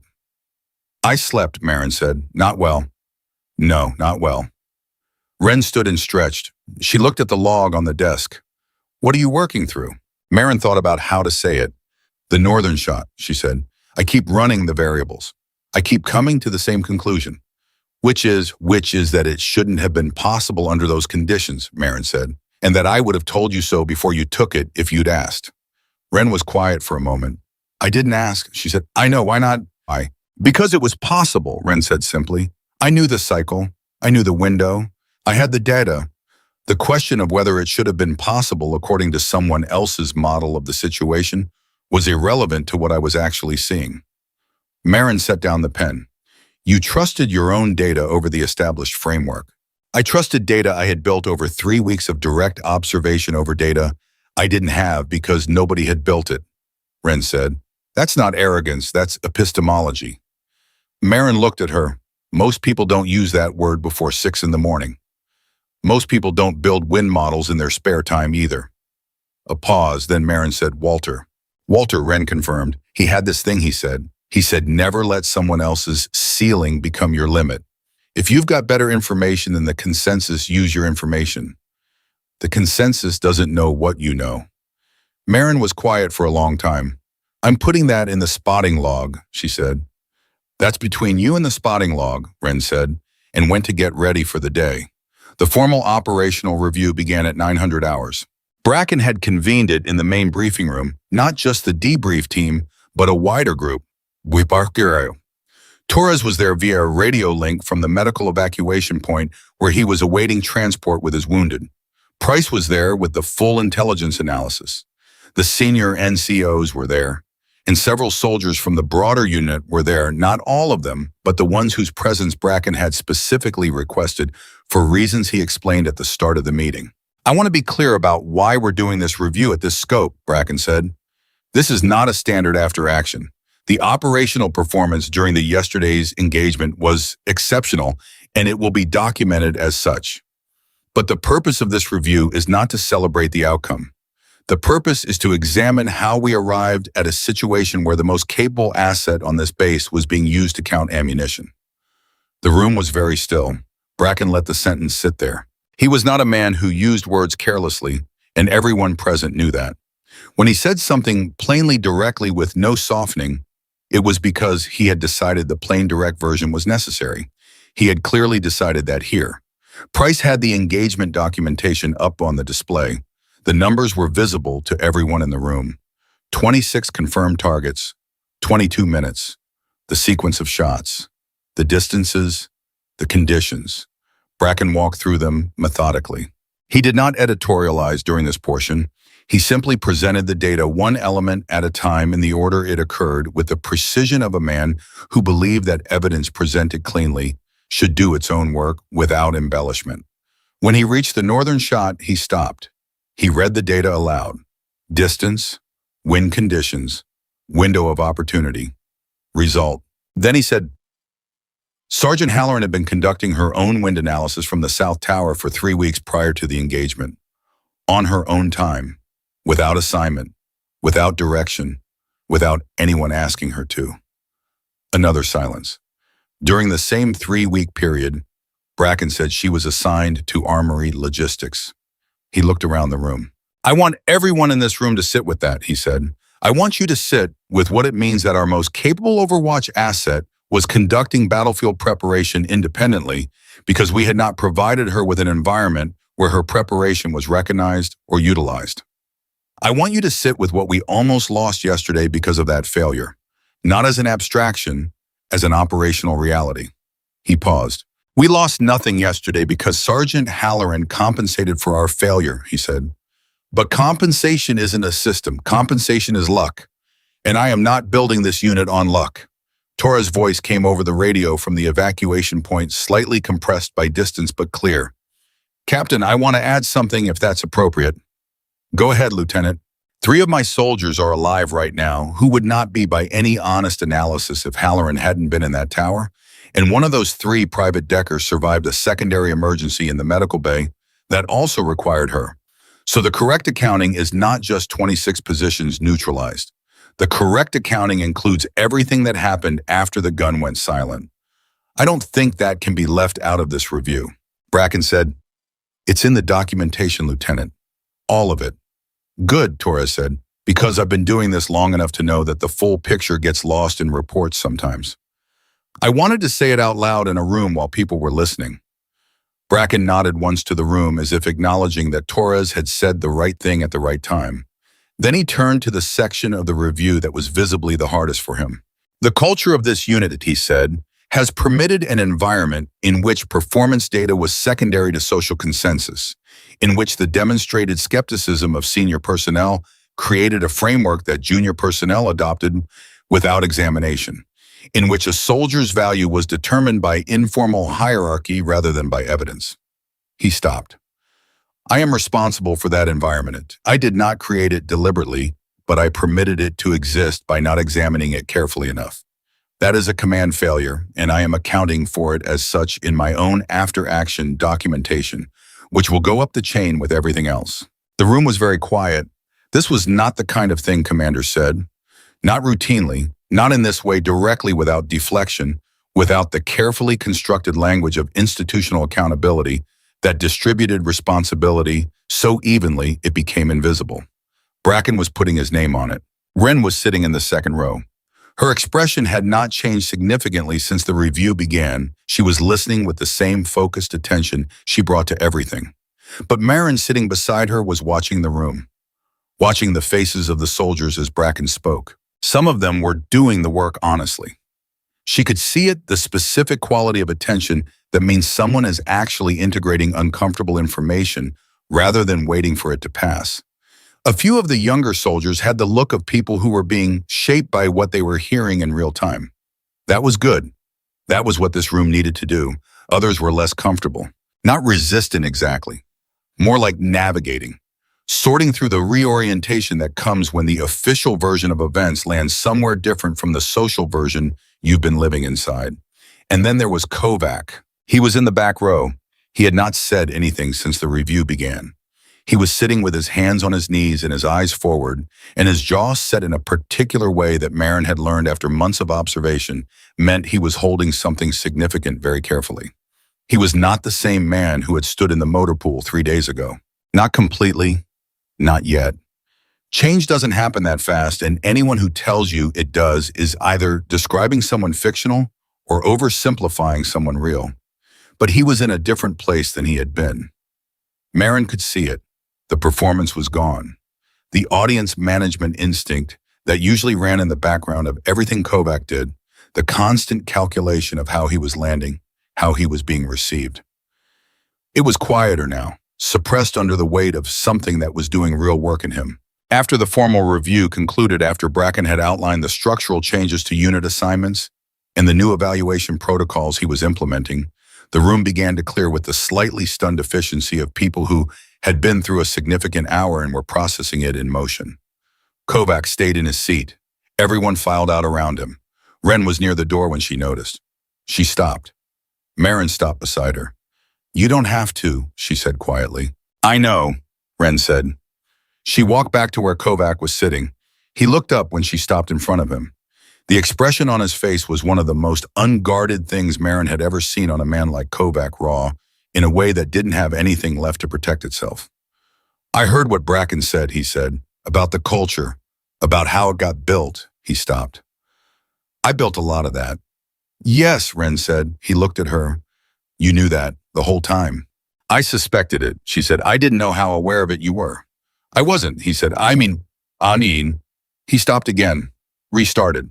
"I want to say I wasn't aware of it, but that's not completely honest. I was aware that I didn't take you seriously. I wasn't examining why. The why felt irrelevant, because my opinion felt like it was just my opinion, not something that was building a pattern." Ren sat down in the chair next to him. Not because the conversation required it, but because it was the right gesture, the signal that she was engaging with this fully rather than managing it from a standing position. "The pattern is the thing that does the damage," she said. "Individual moments feel small. When Kovac makes a joke, it's just a joke. When the room laughs, it's just a room. But what you're actually doing in that moment is establishing what is permissible, what is acceptable to believe about certain kinds of people. And once you establish that, once you put it in the air of a shared environment, it spreads. It becomes ambient. Other people breathe it in without knowing they're doing it." He was listening, actually listening. "I've been in rooms like that my whole career," Ren said. "Different bases, different faces, same pattern. I've learned to function inside it without being destroyed by it. But functioning inside something isn't the same as saying it's okay. And it doesn't remove the cost." "What's the cost?" he asked, not defensively, genuinely. "The unit," she said. "The unit pays the cost because the unit doesn't get the full benefit of what I can do. And in this work capability that goes undeployed isn't just waste, it's risk. Yesterday was luck, not my preparation that was genuine, but the fact that I was available to deploy that preparation because I had been kept off anything meaningful that was luck. In a different scenario, that same dismissal produces a different outcome." Kovac was very still. "I need you to understand that," Ren said, "not as criticism of you personally, as a fact about how this works. The bias doesn't just hurt the person it's aimed at, it hurts the mission. Every time." A long silence. Then Kovac said, "What do I do with that?" "You do your job differently," she said. "From now forward, you stop deciding before you look. You let the evidence be the evidence. And when you catch yourself starting to run the old pattern because you will catch yourself, it doesn't disappear overnight, you stop. You ask what you actually know versus what you're assuming. That's the work." He looked at her. "How do you know I'm capable of it?" "I don't," she said honestly. "But you're sitting here asking the question instead of finding a way to explain this whole situation in terms that let you stay the same. That's not nothing." He was quiet for another moment. Then he said something she hadn't expected, something that was clearly difficult to say, given the effort she could see him putting into getting it right. In the motor pool, he said, when I pointed at you and said what I said, you didn't react. You just stood there. I interpreted that as you accepting it, taking the verdict, being less than I assumed you were. I know, Ren said, but it wasn't that. No, it wasn't. What was it? He asked. What were you actually feeling? Ren thought about this with the genuine attention the question deserved. I was calculating, she said. I was noting the position of the wind at that hour. I was thinking about the South Tower. I was thinking about a lot of things that had nothing to do with your opinion of me. He sat with that. I was also, she said, making a decision about you, about what kind of man you were and whether you were reachable. His eyes came to hers. And I hadn't decided yet, she said. I'm still deciding. He held her gaze. Then quietly, is there anything that would help me be on the right side of that decision? You're already doing it, she said. This conversation, right here. Is it? She stood up. Don't make it mean more than it is, she said. Don't turn it into a transformation story you tell about yourself. Just do the work. Every day. In the small moments, not just the big ones. That's where it actually happens. She walked to the door. At the door, she stopped without turning around. And Kovac, she said. Yeah. You're not a bad soldier, she said. You're a good one who developed a bad habit. Those are different things. Don't let the bad habit define you more than it already has. She walked out. Kovac sat alone in the empty briefing room for a while. Outside, the base was moving into the rhythm of the day. Assignments were shifting. The new protocols Bracken had outlined were already beginning their slow process of becoming real rather than theoretical. The conversation about the unit's culture had been put into words in a formal setting, which meant it had crossed from the realm of the unofficial and the ambient into the realm of the documented and the structural. That was significant. It didn't fix everything. Anyone who has spent real time inside institutional environments knows that documented change and actual change have a complicated relationship. You can write a new policy and the old atmosphere survives underneath it, adaptive and stubborn, finding the gaps. Real change requires the policy and the daily practice and the modeling from the people with influence and the patience to sustain all of it over time when it's inconvenient. Bracken knew this, Ren knew it, Marin knew it, even Kovac sitting in his empty briefing room knew it. But knowing it was the beginning. In the medical bay, Sam Decker woke at around 1000 hours to find Bracken himself sitting in the chair beside his cot. He startled slightly, the instinct of a soldier responding to a commanding officer's unexpected presence, and Bracken waved him back with one hand. Stay where you are, Decker. This isn't an official visit. Decker settled back against the pillow, and the movement pulled at his leg in a way that reminded him very efficiently of where he was and why. How are you feeling? Bracken asked. Better than yesterday, sir. That's not a high bar. No, sir, but I'll take it. Bracken nodded. He had the look of a man who had an agenda for this conversation, but was letting it arrive in its own time. Ferris says you were in bad shape when they brought you in. I believe her, sir. I don't remember all of it, clearly. What do you remember? Decker thought about it. The ground, he said. I remember the ground and the sound of the machine gun, and then I remember he stopped. I remember a voice, keeping me talking, telling me to stay with it. Halloran, Bracken said. Yes, sir, I know that now. He paused. I knew it then too. Somewhere in it. Bracken was quiet for a moment. She ran across open ground to get to you, he said. No cover, no orders telling her to do it. She'd just come down from the tower. Decker said nothing. His jaw was doing something it was trying to control. Decker, Bracken said, I'm going to ask you something and I want an honest answer. Yes, sir. The motor pool, 3 days ago. Were you there? A pause. Yes, sir. Were you part of what happened? Decker's expression moved through several things quickly. I didn't say anything, he said. I wasn't the one who... I know, Bracken said. I'm not here to discipline you. I'm here because I need to understand the texture of what happened in that room from someone who was present. Decker exhaled.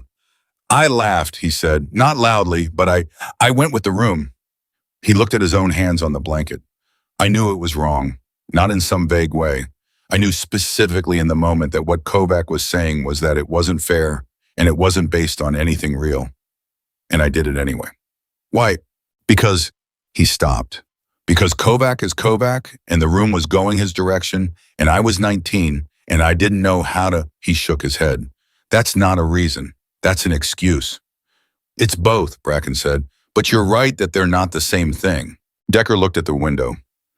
She held pressure on my wound for 20 minutes, he said, talking to me, keeping me here. And 3 days before that, I laughed at her because Kovac laughed and the room laughed and I didn't know what else to do. The weight of that sat in the room with them. What do you do with that? Bracken asked. Decker turned back from the window. His face had the quality that very young people get when they are being permanently changed by something, when the experience is going into a place deep enough that it will reshape the ground that everything else stands on. I don't know exactly yet, he said, but I know I have to do something with it. I can't know what I know and walk back into the world the same. Bracken stood up. He looked at the young soldier in the bed. That's the right answer, he said. He started toward the door. Sir, Decker said. Bracken stopped. Is she Sergeant Halloran? Is she okay? Bracken turned. Why do you ask? Decker was looking at the ceiling. Because nobody asked her that yesterday. I heard people talking about what she did, the numbers, the distances, all of it. But I didn't hear anybody ask if she was okay. And she went through everything we went through, plus she was the one holding all of it together. And nobody asked. Bracken was very still for a moment. No, he said. Nobody asked. He thought about that on the way out. He walked across the yard and past the equipment room, and he was thinking about all the versions of that gap, the gap between the person carrying the weight and the people counting the outcome, and how thoroughly the unit had failed to close it. He found Wren running equipment checks on the south perimeter, which was exactly where she had requested to be in the new assignment structure. Doing real work, preparation that mattered. He walked up beside her. She acknowledged him with a glance. Halloran, he said. Sir. A pause. Are you okay? He asked. She looked at him directly. The question had clearly landed somewhere real. She hadn't expected it, not from him, not in these specific words. She held his gaze for a moment while something behind her expression did something he couldn't fully read. Then she said, I'm fine, sir. He studied her. Honest answer. She was quiet for a moment. Tired, she said. I slept, but I'm carrying yesterday. Not in a way that compromises function. Just carrying it. He nodded. That's normal. I know. You're allowed to have it affect you, he said. That's not weakness. Yesterday was significant. She looked at him. I know that too, she said, but you needed to hear it from someone else, he said. Not as a question, she thought about it honestly. Maybe, she said, yes. He stood beside her for another moment looking out at the valley perimeter. The valley that 3 weeks ago she had been studying from the South Tower, while everyone assumed she was just filling time. For what it's worth, he said, I should have asked sooner. A long time before yesterday, I should have been asking. Yes, she said, you should have. He accepted that without flinching. Okay, he said. And then he did something that was small but mattered more than she let herself show. He stayed. He stood beside her at the perimeter for another 10 minutes, not talking, just present. Not as a commander reviewing assets. As a person acknowledging another person. When he finally walked away, Wren stood alone at the perimeter and looked out at the valley. The valley that had tried to take 30 soldiers yesterday. The valley that she had held back. She felt the tired that she had described to Bracken, the real kind. The kind that lives in the body after it has been pushed to capacity, and then some. She felt the weight of the 26 decisions she had made from the tower, and the weight of the one decision she had made to run across the open ground, and the weight of 19-year-old Sam Decker's hand on the edge of her sleeve when the color was starting to come back to his face.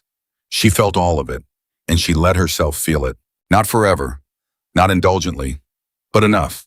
Walter had taught her that too, that the carrying doesn't make you weak, and the feeling doesn't make you compromised. And the people who refuse to feel it don't get stronger. They just get harder and hard and strong are not the same thing. And eventually the difference between them shows up in exactly the kind of moment you need it not to. She stood at the perimeter and felt the weight of the day before. And then she took a breath. And then she went back to work. Because the work didn't stop. And neither did she. 7 days after the engagement, the formal command review arrived at Outpost Halcyon. Not a routine inspection, not a standard operational audit, a specific review initiated by Bracken's own after-action report, the one he had submitted up the chain with his name on the command failure section, with the full engagement documentation attached with the numbers and the distances and the wind analysis, and the 26 confirmed targets all laid out in the precise, unambiguous language of military documentation that leaves no room for interpretation. The reviewing officer was Colonel Dana Marsh. She arrived on a Tuesday morning with 2 staff officers and a tablet full of documentation she had clearly read thoroughly before the transport landed. She was 61 years old and had been in this work for 38 of those years, and she carried herself with the particular economy of someone who had stopped performing authority a long time ago because they no longer needed to. Authority was simply what she was. It didn't require announcement. She asked to see the South Tower first. Bracken walked her up personally. Marin was there to provide the spotting documentation. The wind was doing its morning thing off the northern face, the complex rotational pattern that Wren had spent 3 weeks mapping in a notebook that nobody had asked to see. Marsh stood on the tower platform and looked out at the valley for a long time without speaking. Then she said, "Walk me through the northern shot." Marin walked her through it.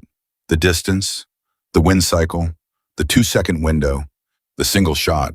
She was precise and complete the way her training required, the way Wren had modeled for her what precision in documentation actually looked like. Marsh listened without interrupting. When Marin finished, Marsh was quiet for another moment. Then she said, "Where is Sergeant Halloran right now?" "South Perimeter Equipment Check, ma'am," Marin said. She requested the assignment. "She's still doing this work," Marsh said. Not a question. "She hasn't stopped, ma'am." Marsh turned and looked at Bracken. "I read your command failure section," she said. "Yes, ma'am." "It was the most honest documentation I've received from a field commander in approximately 4 years," she said. "That's not a compliment to the field. That's a statement about how rare genuine accountability is at this level." Bracken said nothing. There was nothing appropriate to say to that except to receive it. "I also read the section on unit culture," Marsh said, "and the personnel data for Sergeant Halloran going back to her arrival at this outpost." She paused. Her qualification scores were in the documentation that came with her assignment. "Yes, ma'am." "They were not consistent with how she was utilized." "No, ma'am, they were not." Marsh looked back at the valley. "How did that happen?" she asked. And the question was not accusatory. It was analytical in the way that serious people ask questions when they genuinely want to understand causation rather than just assign blame. Bracken answered honestly. He described the atmosphere. He described Kovac's influence and his own failure to examine the foundation of that influence.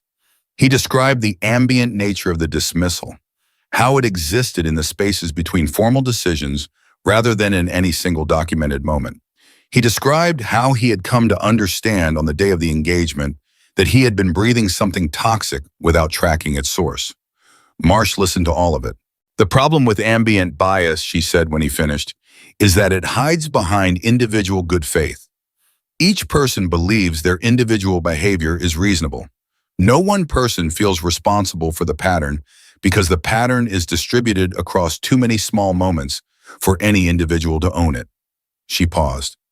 "That's what makes it so persistent and so dangerous." "Yes, ma'am," Bracken said. "I understand that better now than I did." "What are you doing about it structurally?" she asked. "Not individually, structurally." He laid out the protocols he had implemented, the new assignment framework, the evaluation criteria, the change to how capability documentation was weighted against informal social hierarchy in personnel decisions.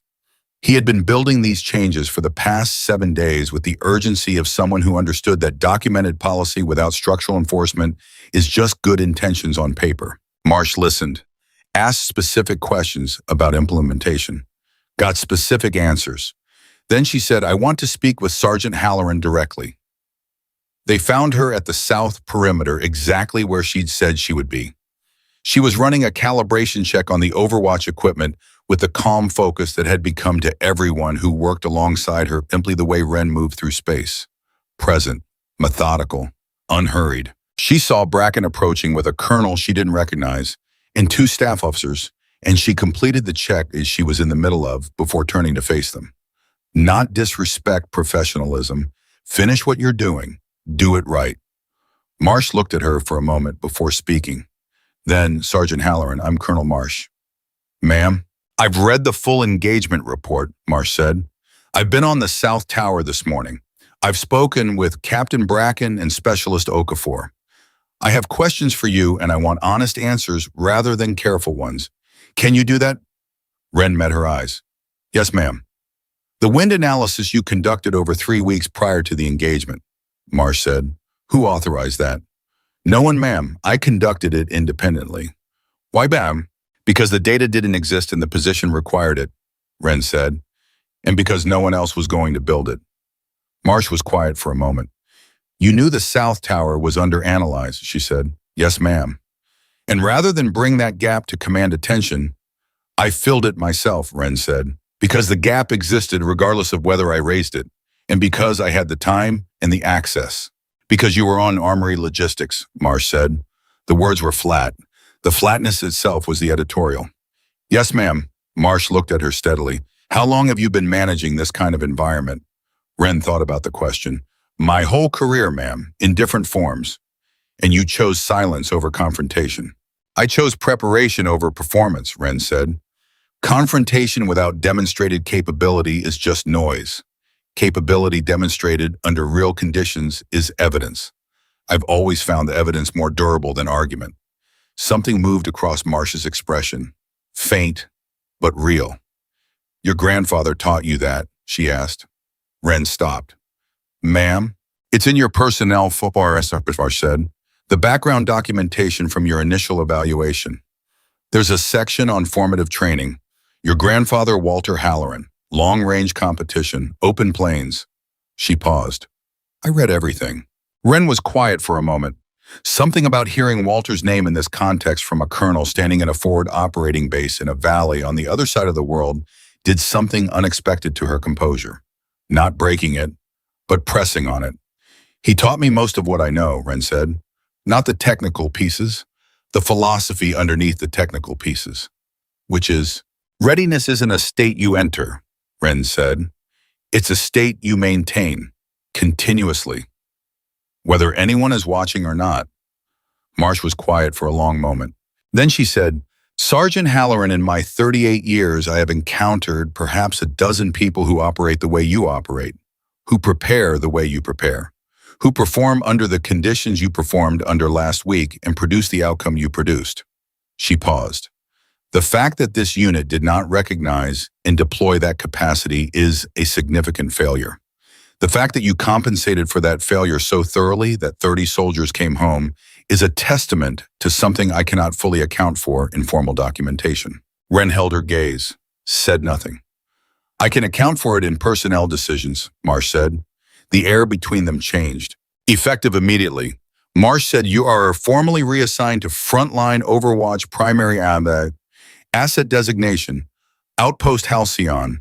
That assignment comes with a formal commendation for the engagement last week and a review of your career track documentation going back to initial posting. She paused.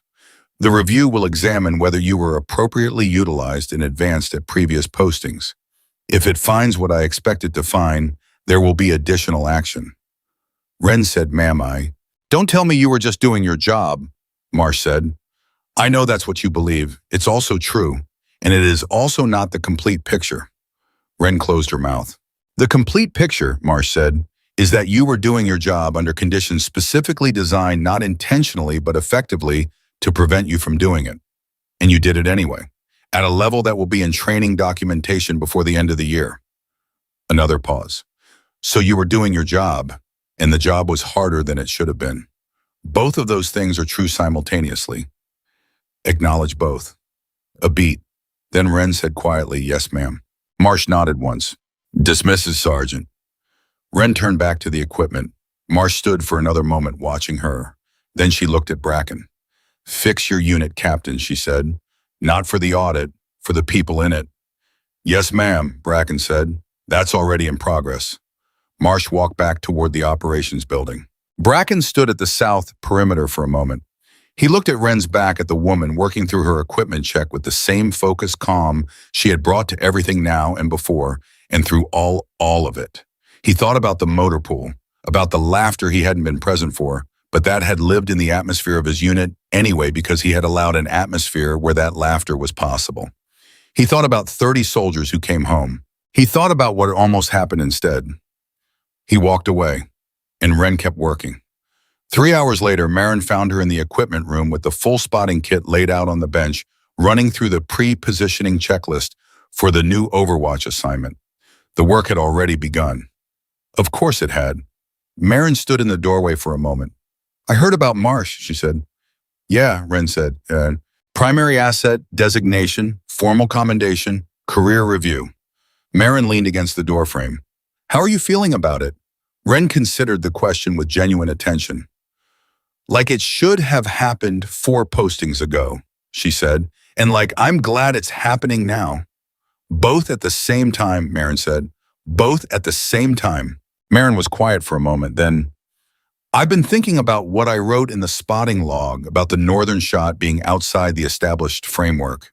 And I've been thinking about how many other things I've let the established framework limit," Marin said. "Not just in spotting, in everything. How many times I've looked at a situation and filtered it through what's supposed to be possible instead of what's actually in front of me." Ren looked up from the checklist. "That's a hard thing to catch in yourself." "You do it naturally," Marin said. "No," Ren said. "I do it deliberately. There's a difference. I have to work at it every time. It just looks natural because I've been working at it since I was 8 years old." Marin nodded slowly. "Walter." "Walter," the Ren confirmed. "He used to make me describe what I was seeing before I took any shot, not what should be there, not what the conditions suggested should be there, what was actually there, in that specific moment. He said most people never learn to see the actual situation because they're too busy seeing the expected situation." Marin was quiet. "He sounds like someone I would have wanted to know," she said. Ren looked down at the checklist again. Something crossed her face, brief, soft, gone quickly. "He was the best person I've ever known," she said. They worked in companionable silence for a while after that. The kind of silence that 2 people build when they have been through enough together that silence is comfortable rather than empty. Marin helping with the kit organization, running secondary checks, building the shared documentation that the new assignment would require. It was good work. Real work. The kind that mattered. At 1700 hours, something happened that neither of them expected. They heard footsteps in the corridor, multiple sets unhurried, and then the doorway filled. Kovic was there. Behind him were 4 soldiers from the unit, not his usual audience, not the group that had laughed in the motor pool, but a different 4. Younger.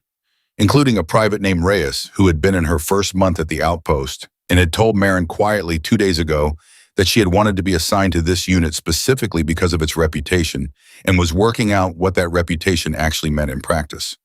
Kovac stopped in the doorway. He looked at Ren. He had something in his hands. A folder. He held it out, not dramatically, not with performance, just extended it toward her with the directness of a man who had decided the only way through something was straight. Ren looked at the folder, then at him. "What is this?" she said.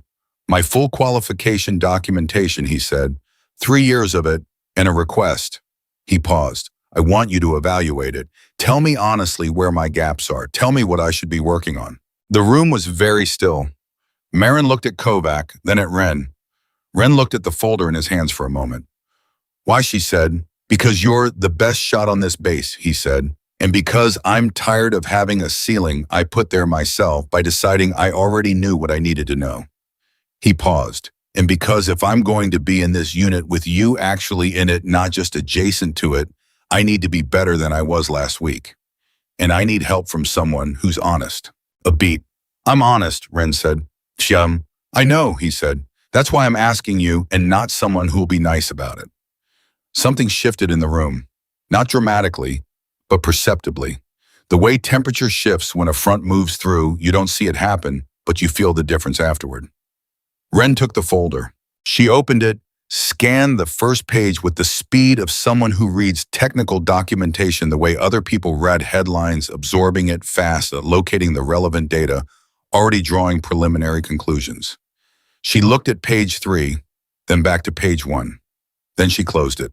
"You're strong at 700 and under," she said.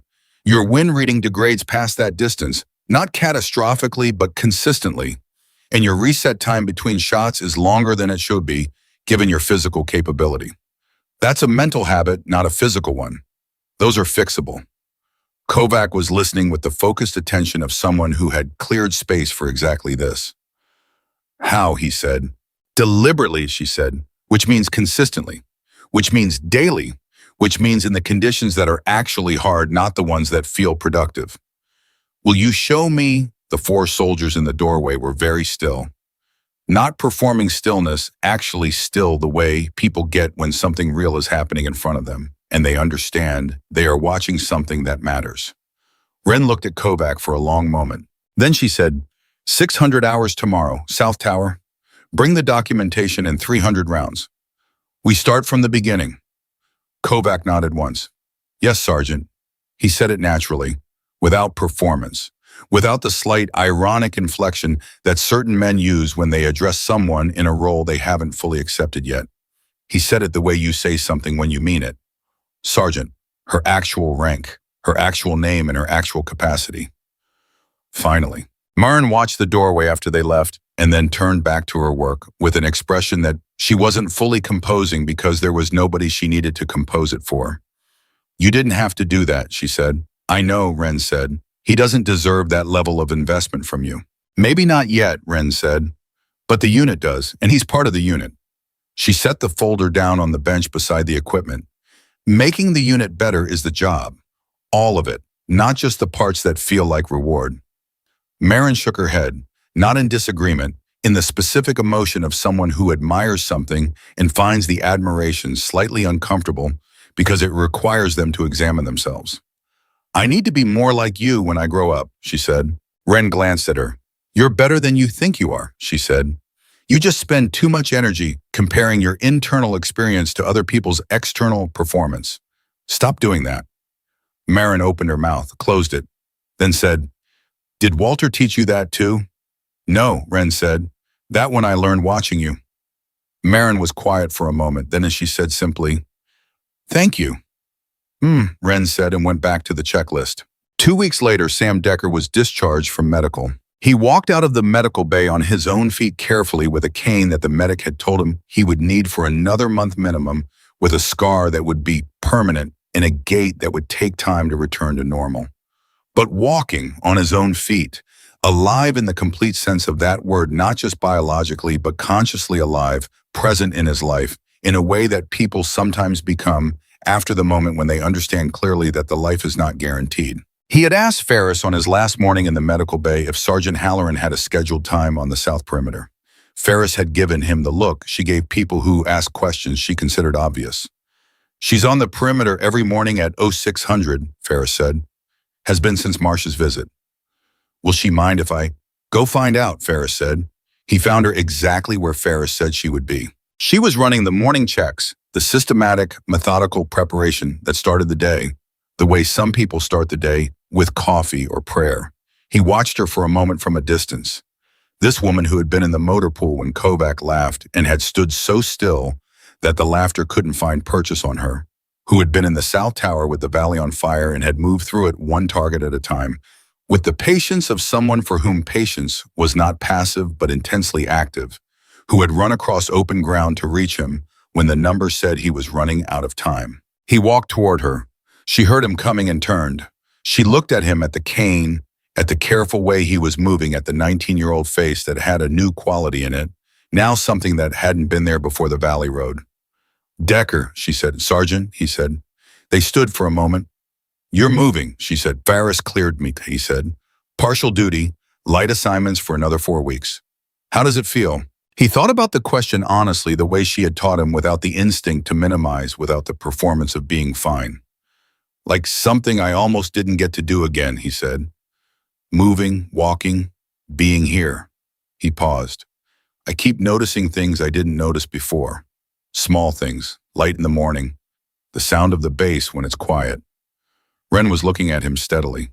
That doesn't go away, she said. If you let it stay, it doesn't go away. Some people push it back because it's uncomfortable to be that aware of everything. But if you let it stay, it's worth it, he said.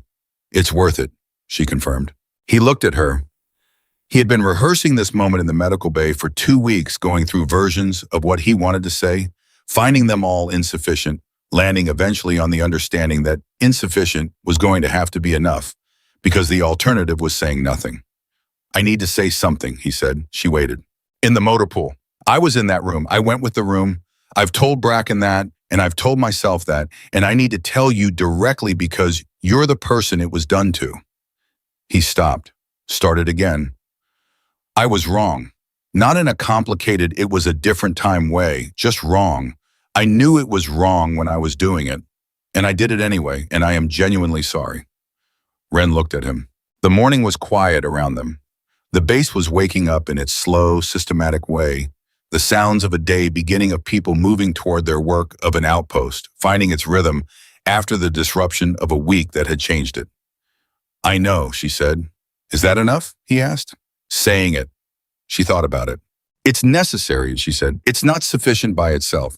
The sufficient part is everything that comes after. How you move through this unit from here. How you respond the next time there's a room going a direction you know is wrong. She held his gaze. The apology is the door. What you do on the other side of it is the thing that matters. He nodded. He was taking it in the way he had learned in 2 weeks of lying in a medical bay, thinking about things to take things that were important all the way in, not just enough to respond to. I want to be better, he said. I know that's something everyone says, but I want it in a real way. Not because of what happened to me in the valley, because of what I know about myself now that I didn't want to look at before. She looked at him for a long moment. Then she said, then be better, starting today, in the small moments, when it's inconvenient, when the room is going the other direction and it would be easier to follow it. She paused. That's where it's actually decided. Not in big declarations, in the small daily choices. I know, he said. Good, she said. She turned back to the equipment. He stood there for another moment, feeling the weight of everything that had passed between them and everything that hadn't needed to be said because it was already understood. Then he said, thank you, Sergeant, for the valley, for the medical bay, for this.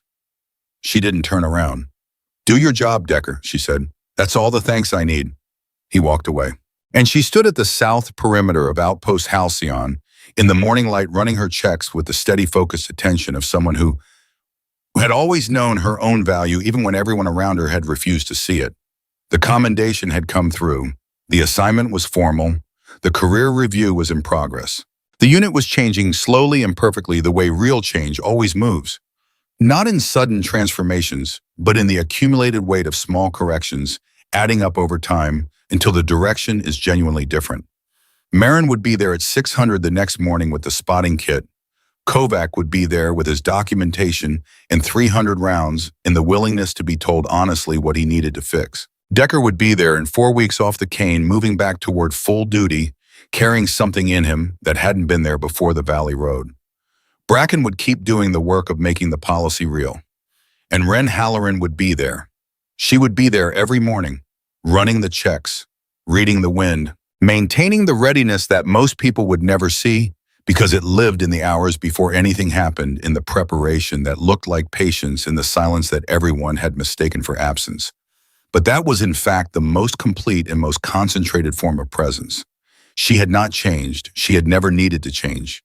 She had needed the world around her to finally catch up to what she already was. And now it had. Not because she had performed her way into recognition, not because she had argued her case or demanded her place or made herself louder or larger or easier for other people to accept, but because when the Valley needed someone who had been quietly ready for exactly that moment, she was already there. She had always been there, silent, prepared, absolute. And no one who had witnessed what she did in those 22 minutes, not Bracken, not Marsh, not Kovac, not Marin, not Sam Decker lying in the open dirt with the blood coming through his fingers, no one would ever again make the mistake of looking at Ren Halloran's silence and seeing anything other than what it actually was. The most complete form of power, earned in secret, proven in crisis, and impossible now to ignore.